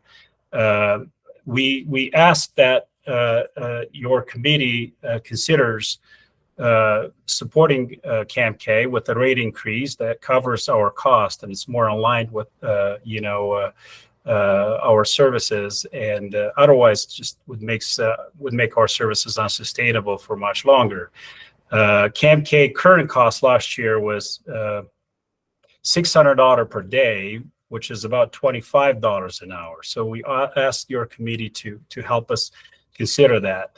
In order to kind of get a little bit of a better understanding, as we're the only one in the country, I would like to play a video that we prepared here for you to see who Camp K is.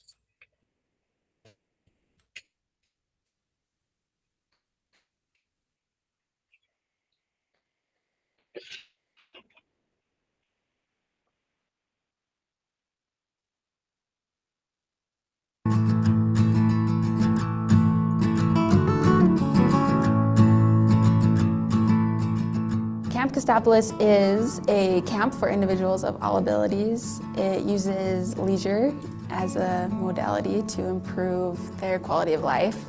It's a place where people can go and hang out with their friends and feel like a place where they belong. I feel it's just a place for them to be on equal ground with everyone and being able to participate and learn in a camp setting where no technology, video games, or anything is taking their time away from interacting with other peers as well as nature.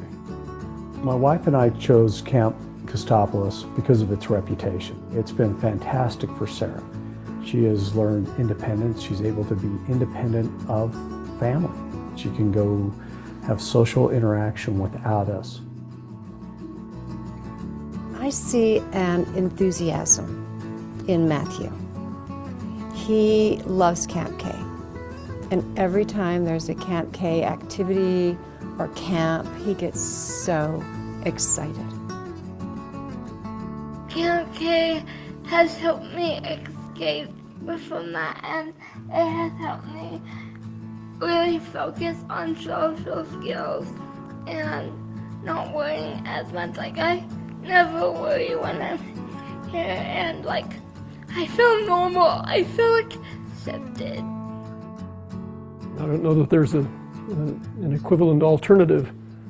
Camp Costopolis is almost unique in the services that it offers and the wide variety of activities that it gives, from the athletic things to the social things, the dances, the parties, the plays. Every year we have a different play that we put together. This year happened to be Peter Pan. The staff was, very supportive, and they work tirelessly to put that together. But the participants, brought all the joy and fun, and we all enjoy that, play. It was a really great opportunity.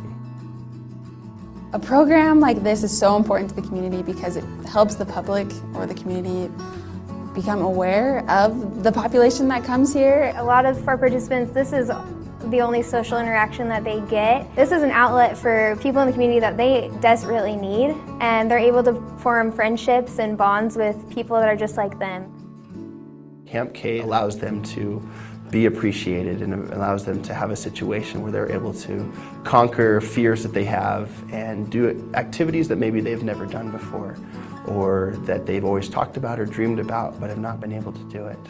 And I believe that Camp K is an opportunity for them to accomplish those things. When I come to camp, I feel like I have no wheelchair. People with disabilities are amazing people. When it comes to bravery, selflessness, understanding, honesty, and kindness, we have a lot to learn from them. So please, do get involved with Camp K, and I promise you, it will change your life.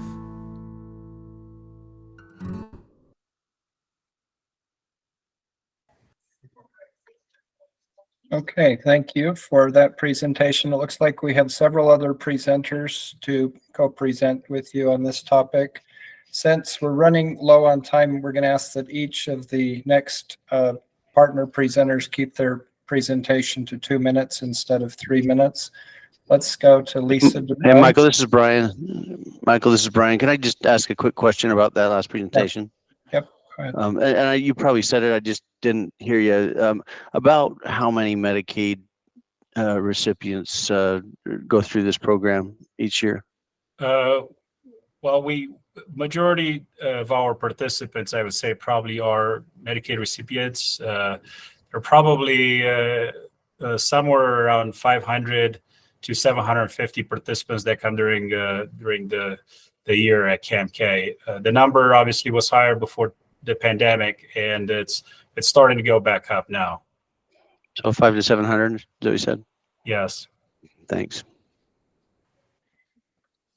Okay, thank you. Lisa? We have Lisa DeBry available to present. Okay, if she's... Sorry, can you hear me? Yes, we can hear you now. Hear me? Please go ahead. Okay, great. I have a special needs brother and sister. They were born with cerebral palsy and brain damage due to complications of birth. My sister also has grand mal seizures. They live with me and their 87-year-old stepfather. My brother and sister were able to start Camp Costopolis with the support of DSPD after our mom passed away. My brother was in his 50s, even with his severe physical and brain injuries. It took the death of his mother to our mother to get him off the wait list. I hope others wait as long as he did, and we are very grateful. Having Camp Costopolis activities, they provide much needed respite. Also, especially my brother and sister, they love the activities. They love the staff. They love the friends that they have made, the skills that they learn. They come home smiling and shining.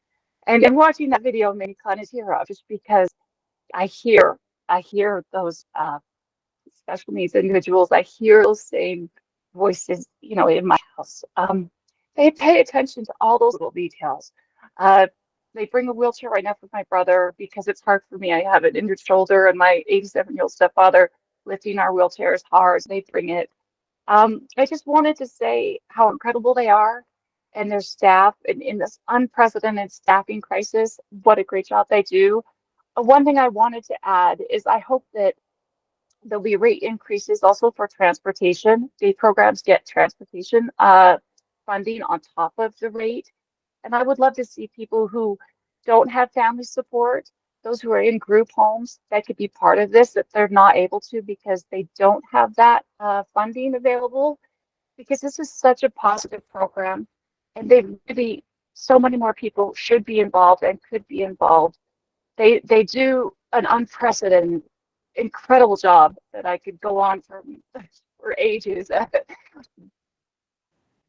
But I just really hope that you'll consider that, because I don't know what we would do without my brother and sister had in dealing with the growth that they've after losing their mom. Was it really a very up on a level that was just unprecedented. And so thank you so much for your whoever makes those considerations will consider it. Very incredible. Thank you. Thank you, Lisa. Okay, next let's have Tylen Nilsson.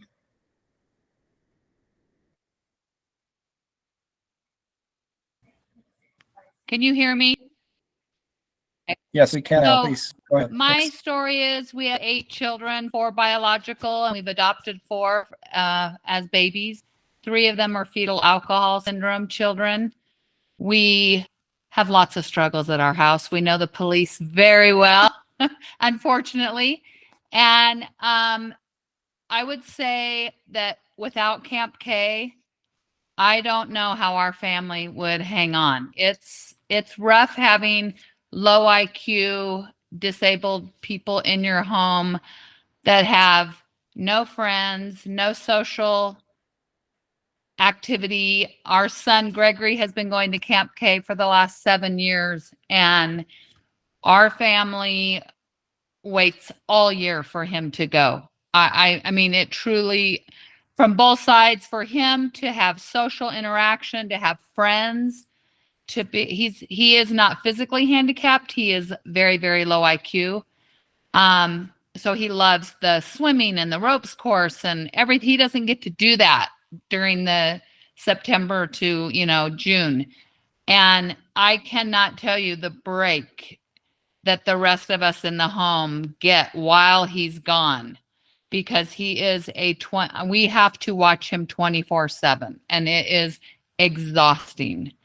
And I'm here to tell you that me and my husband, I truly, when we found Camp K, it was such an answer to prayer, because we make it all year knowing that he gets to go to Camp K in the summer.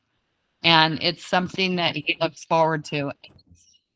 I can't say enough great things about the program. Great. Thank you for your experience and sharing that with us.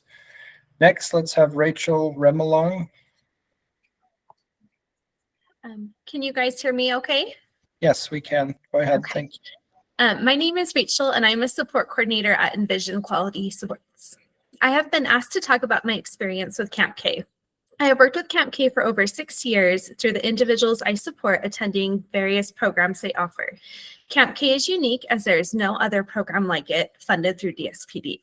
The activities they offer provide empowerment for the individuals that attend, as they are able to select activities that interest them, and they are offered a wide selection of choices as encouraged through the settings rule.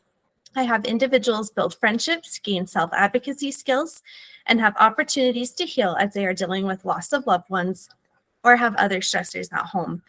I have individuals who have been employed through the SWEET program and were able to be junior camp counselors.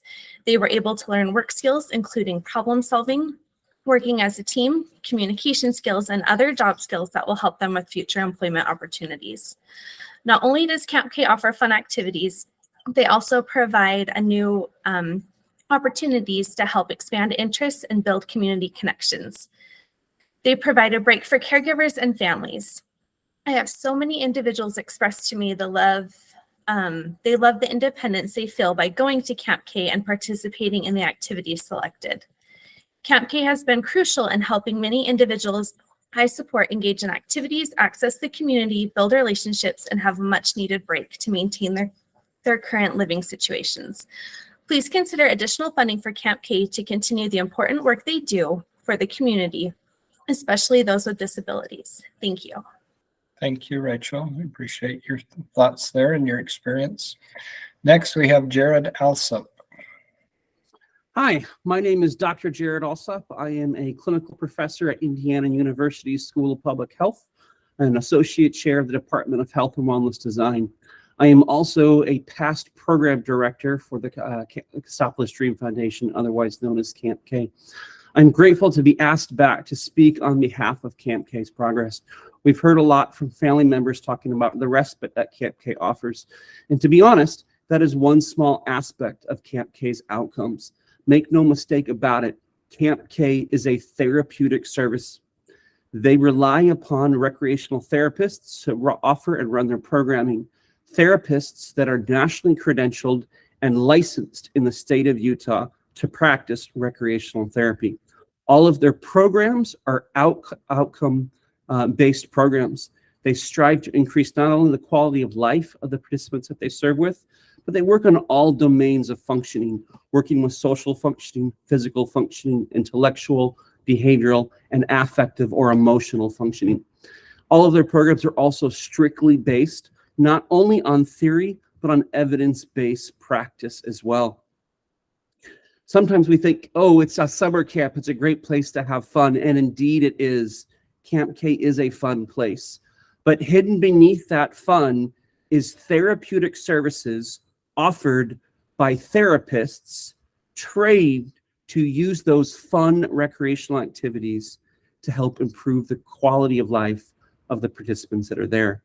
I strongly encourage members of this board committee to classify to classify Camp Costopolis as a therapeutic service, not just a respite service, because indeed the services they provide are therapeutic in nature and based in outcomes. Thank you. Thank you, Dr. Alsop. We appreciate you joining us today. Next, let's move to Janice.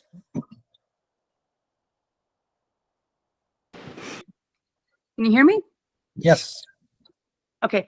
I agree with everything that has been said, so I don't want to waste a lot of the time repeating a lot of things that have been said.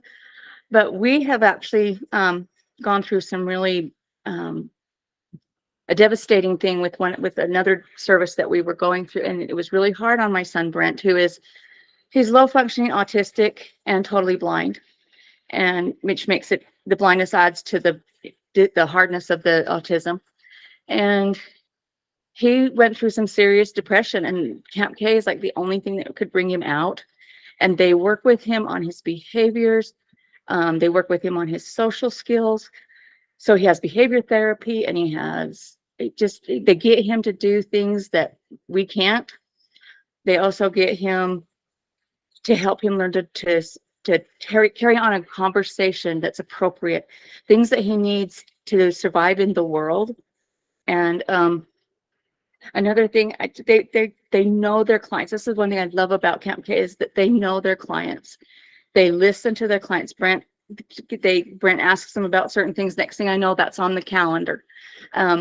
They find things that he likes to do, and they ask him, and they listen. They listen to what they like and what they don't like. And one of his favorite things to do there, besides anything to do with food, because he likes to eat, he loves the dinner and the movie night, which helps them get out in the community. But I also think it helps when they get out in the community, it helps teach the community to see people with these disabilities, that they're able to go out and do these things.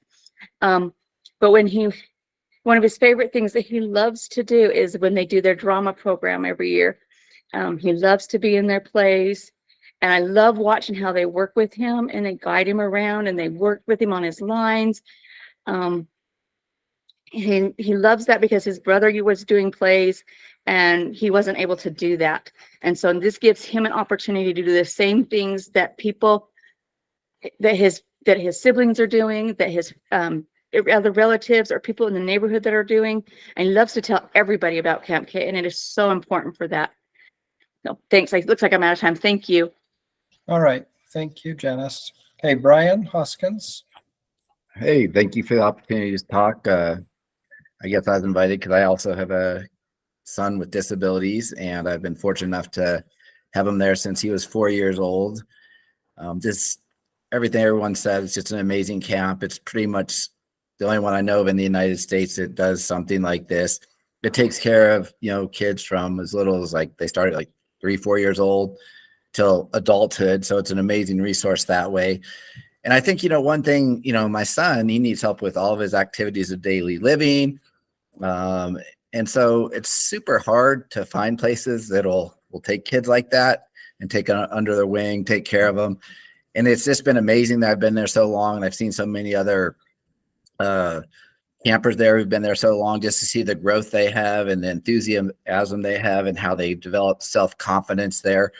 And then kind of what Janice just brought up, they also are a partner for the community. So I think it really helps bridge the gap between the regular community and people with disabilities to help that relationship. So people are more comfortable with working with folks with disabilities and understand the value they bring, the fun they bring. I mean, they are amazing people. They have the best hugs in the world, the best smiles in the world, silly sense of humor.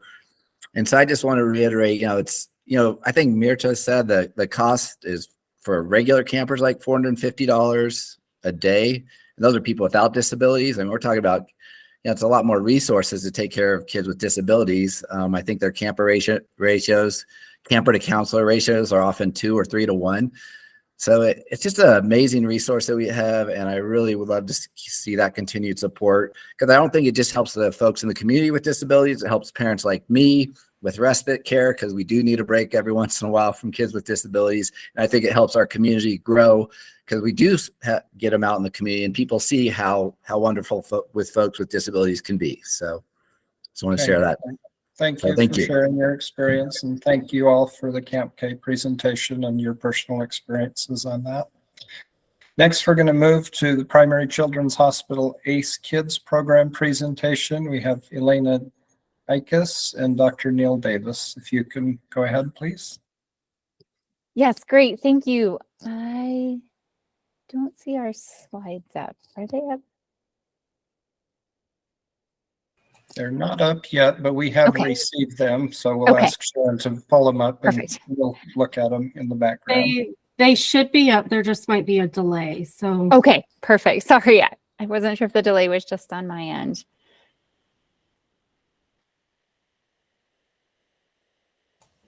But go ahead and speak to your presentation, please.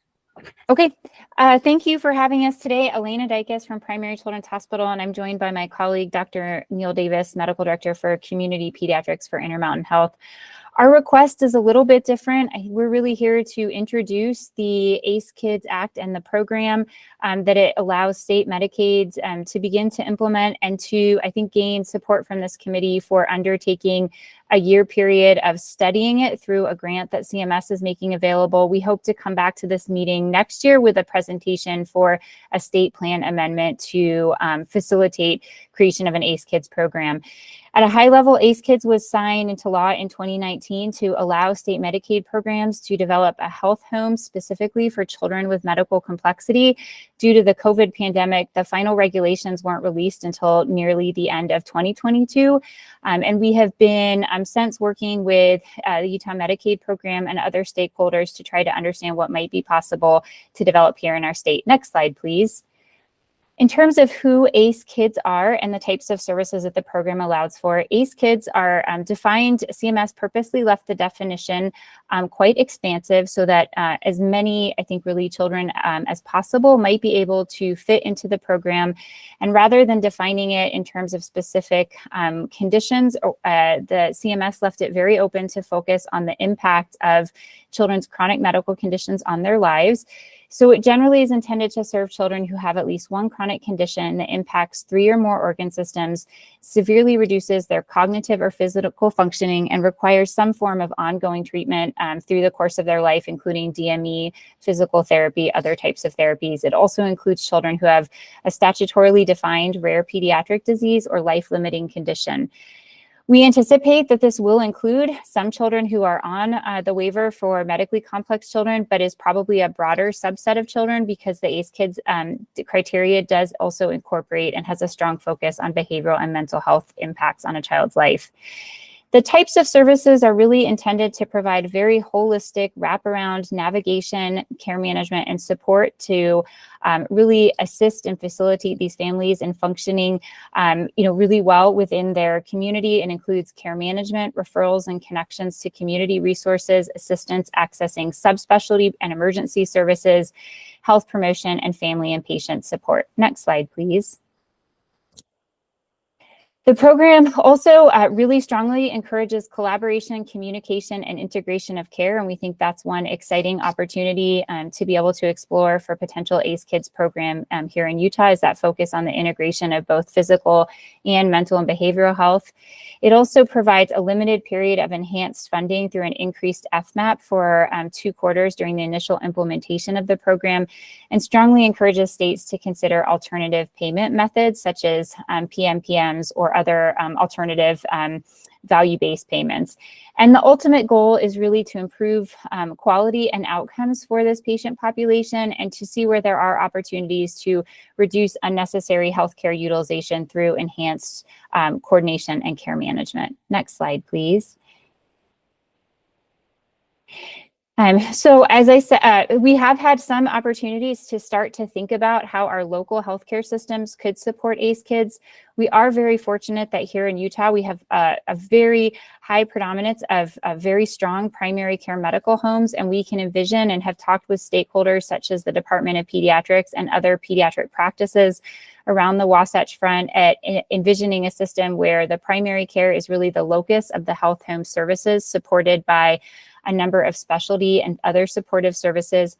Our initial estimates are that we may have up to 5,000 children in Utah who are potentially eligible for the ACE Kids program. Next slide. So again, what we're hoping to do is to use this year to work with Utah Medicaid to apply for a grant that CMS has made available for planning and assessment purposes. Use 2024 with hopefully with that grant funding to continue to develop the model and bring a proposal back to this group in 2020 and your meeting in 2024 to seek funding for this program. Okay, thank you. We have one question from Stephanie Burdick on the committee. Stephanie, go ahead with your question, please. Yeah, thank you. And if there isn't time, maybe we can connect later. But so this is asking for money for this study or money for applying for the grant. And then also like a few slides back when you were explaining what it does, I guess I'm just confused because I thought that's already what like an integrated healthcare system is doing. And so what's different between this and then just like what I thought primaries and Intermountain and the U already do together? I don't know. So I guess I'm just like a little bit confused about that. If there isn't time, maybe I can connect later, but just. Yeah, I don't think we're gonna maybe get too much into the details, but a quick response there, please, Elena, if you can.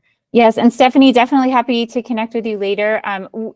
We really were recommended to bring this today, I think, to start to introduce this committee to the ACE Kids program with the goal of bringing it back next year. So there isn't a specific request for funding other than I think the support for Utah Medicaid to be able to apply, to work with us to apply for the grant funding that's available through CMS and to have their resources and the time for their resources to work on that grant funding.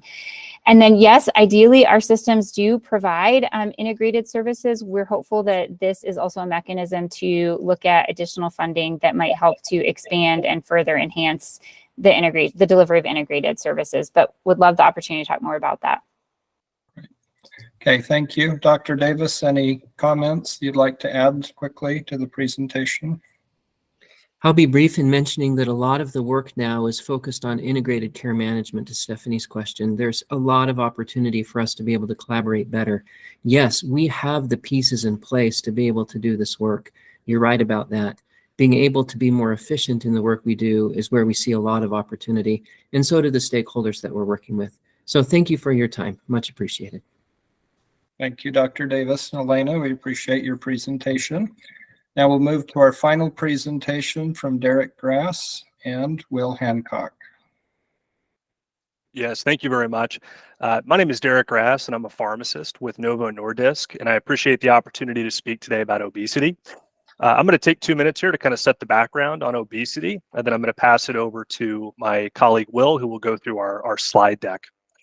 Obesity is recognized as a disease by many medical organizations, including the World Health Organization, the American Medical Association, the FDA, and more. Obesity impacts 42% of the US adult population and about 20% of children and adolescent patients. Obesity has been linked to 200 downstream conditions that can lead to both clinical and economic burden. Clinically meaningful weight loss can promote many positive clinical health outcomes related to diabetes, hypertension, and more. Many clinical benefits can be observed with as little as 5% weight loss. According to clinical guidelines published by the American Association of Clinical Endocrinology and other medical organizations, this weight loss can be achieved through healthy meal plans, physical activity, behavioral interventions, pharmacotherapy, and/or surgical intervention. Patient care is individualized, and patients may require a mix of these interventions. Regarding pharmacotherapy, the anti-obesity medication landscape continues to grow. FDA-approved anti-obesity medications include phentermine for short-term use. For longer-term use, FDA-approved therapies include products like Orlistat, Qsymia, and Contrave, which can achieve a mean weight loss of anywhere from 5 to 9.8%.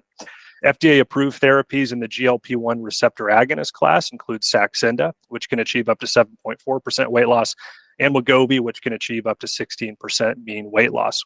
I'll also note that some of the above-mentioned products are FDA-approved for use in adolescent patient populations. I'll now turn it over to Will, who will go over the anti-obesity medication cost calculator. So, Will? Sure. Can everybody hear me? Yes, we can hear you. Thank you. Okay. Sorry, I had a problem unmuting. So my name is Will Hancock, and I'm Director of Medicaid Strategy at Novo Nordisk.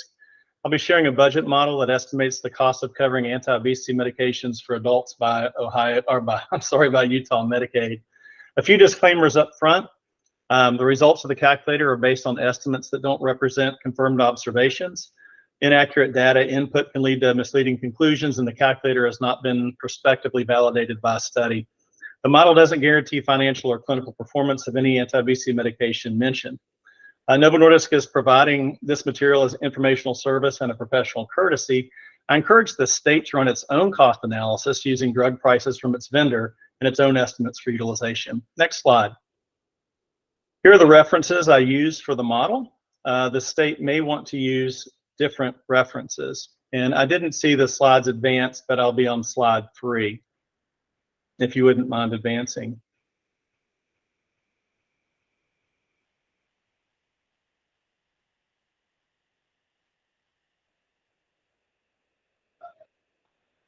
Could somebody advance to slide 3, please? So just continue. There's probably a lag on the internet, so please proceed. Okay, well, I'll be referencing the slide as I talk. There we go. So looking at the top box labeled population, the total adult lives in Utah Medicaid is estimated at 217,000, and that assumes a 10% reduction in the current population based on the redetermination process. Now, I estimate 76,000 adults in Medicaid have a BMI greater than 30, and a little more than 31,000 have overweight or with one or more weight-related comorbidities. The total adult population eligible for treatment in the model is 107,000. Of that 107,000, I estimate 1% would utilize anti-obesity medications in the first year.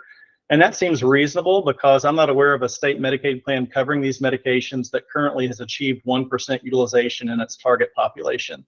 And several of those states have covered these products for more than 1 year. The bottom box labeled market mix shows the current list prices for anti-obesity drugs and our estimated market shares based on current utilization in Medicaid across the US. Next slide, please. This slide estimates the number of months in 1 year that each drug would be filled by patients on therapy. Don't use 12 out of 12 months since not all users would initiate therapy in month 1 of any given fiscal year. Uptake would be spread across 12 months. And also chronic medications are typically not filled 12 out of 12 months regardless of the drug class, and that's also a factor. I will be showing numbers assuming 12 out of 12 months of utilization though for your reference. Next slide, and this is my last one. The top box labeled basic results shows the estimated annual cost using list prices and assuming utilization for 12 out of 12 months, next to the estimated annual cost with durations of therapy from the previous slide. Moving down to the results, including rebate box, you see the estimated rebates by drug, which includes statutory rebates, supplemental rebates for Wegovy and Saxenda, and federal matching funds at the FMAP rate of 65.9%. I did not include supplemental rebates for Contrave, Fusimia, or Zenical, since I'm not privy to that information. I believe these rebate estimates are conservative. And when applied to the basic results above, the estimated annual costs are significantly reduced, and the estimated impact to Utah's state budget in the first year for adults is $1.8 million. So I'd respectfully ask the committee to prioritize coverage of anti-obesity medications for Utah Medicaid, and would be happy to take any questions you might have. Thank you. Thank you, Will and Derek. We appreciate your presentation, and we'd like to just take this time to thank all of the presenters for bringing the information before the committee today, preparing slides in many cases and background information. I will ask the committee members if you have any questions on any of the presentations to direct them to Sharon, as she has contact information for all of the presenters if we need to have any follow-up information that you need to get. With that, we are past our time. Again, thank you to all the presenters, and I'll entertain a motion to adjourn.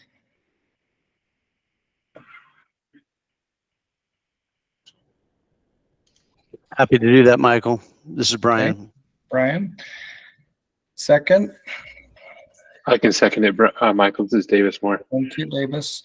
All in favor? We will assume if you say nothing, you're in favor. Anyone opposed?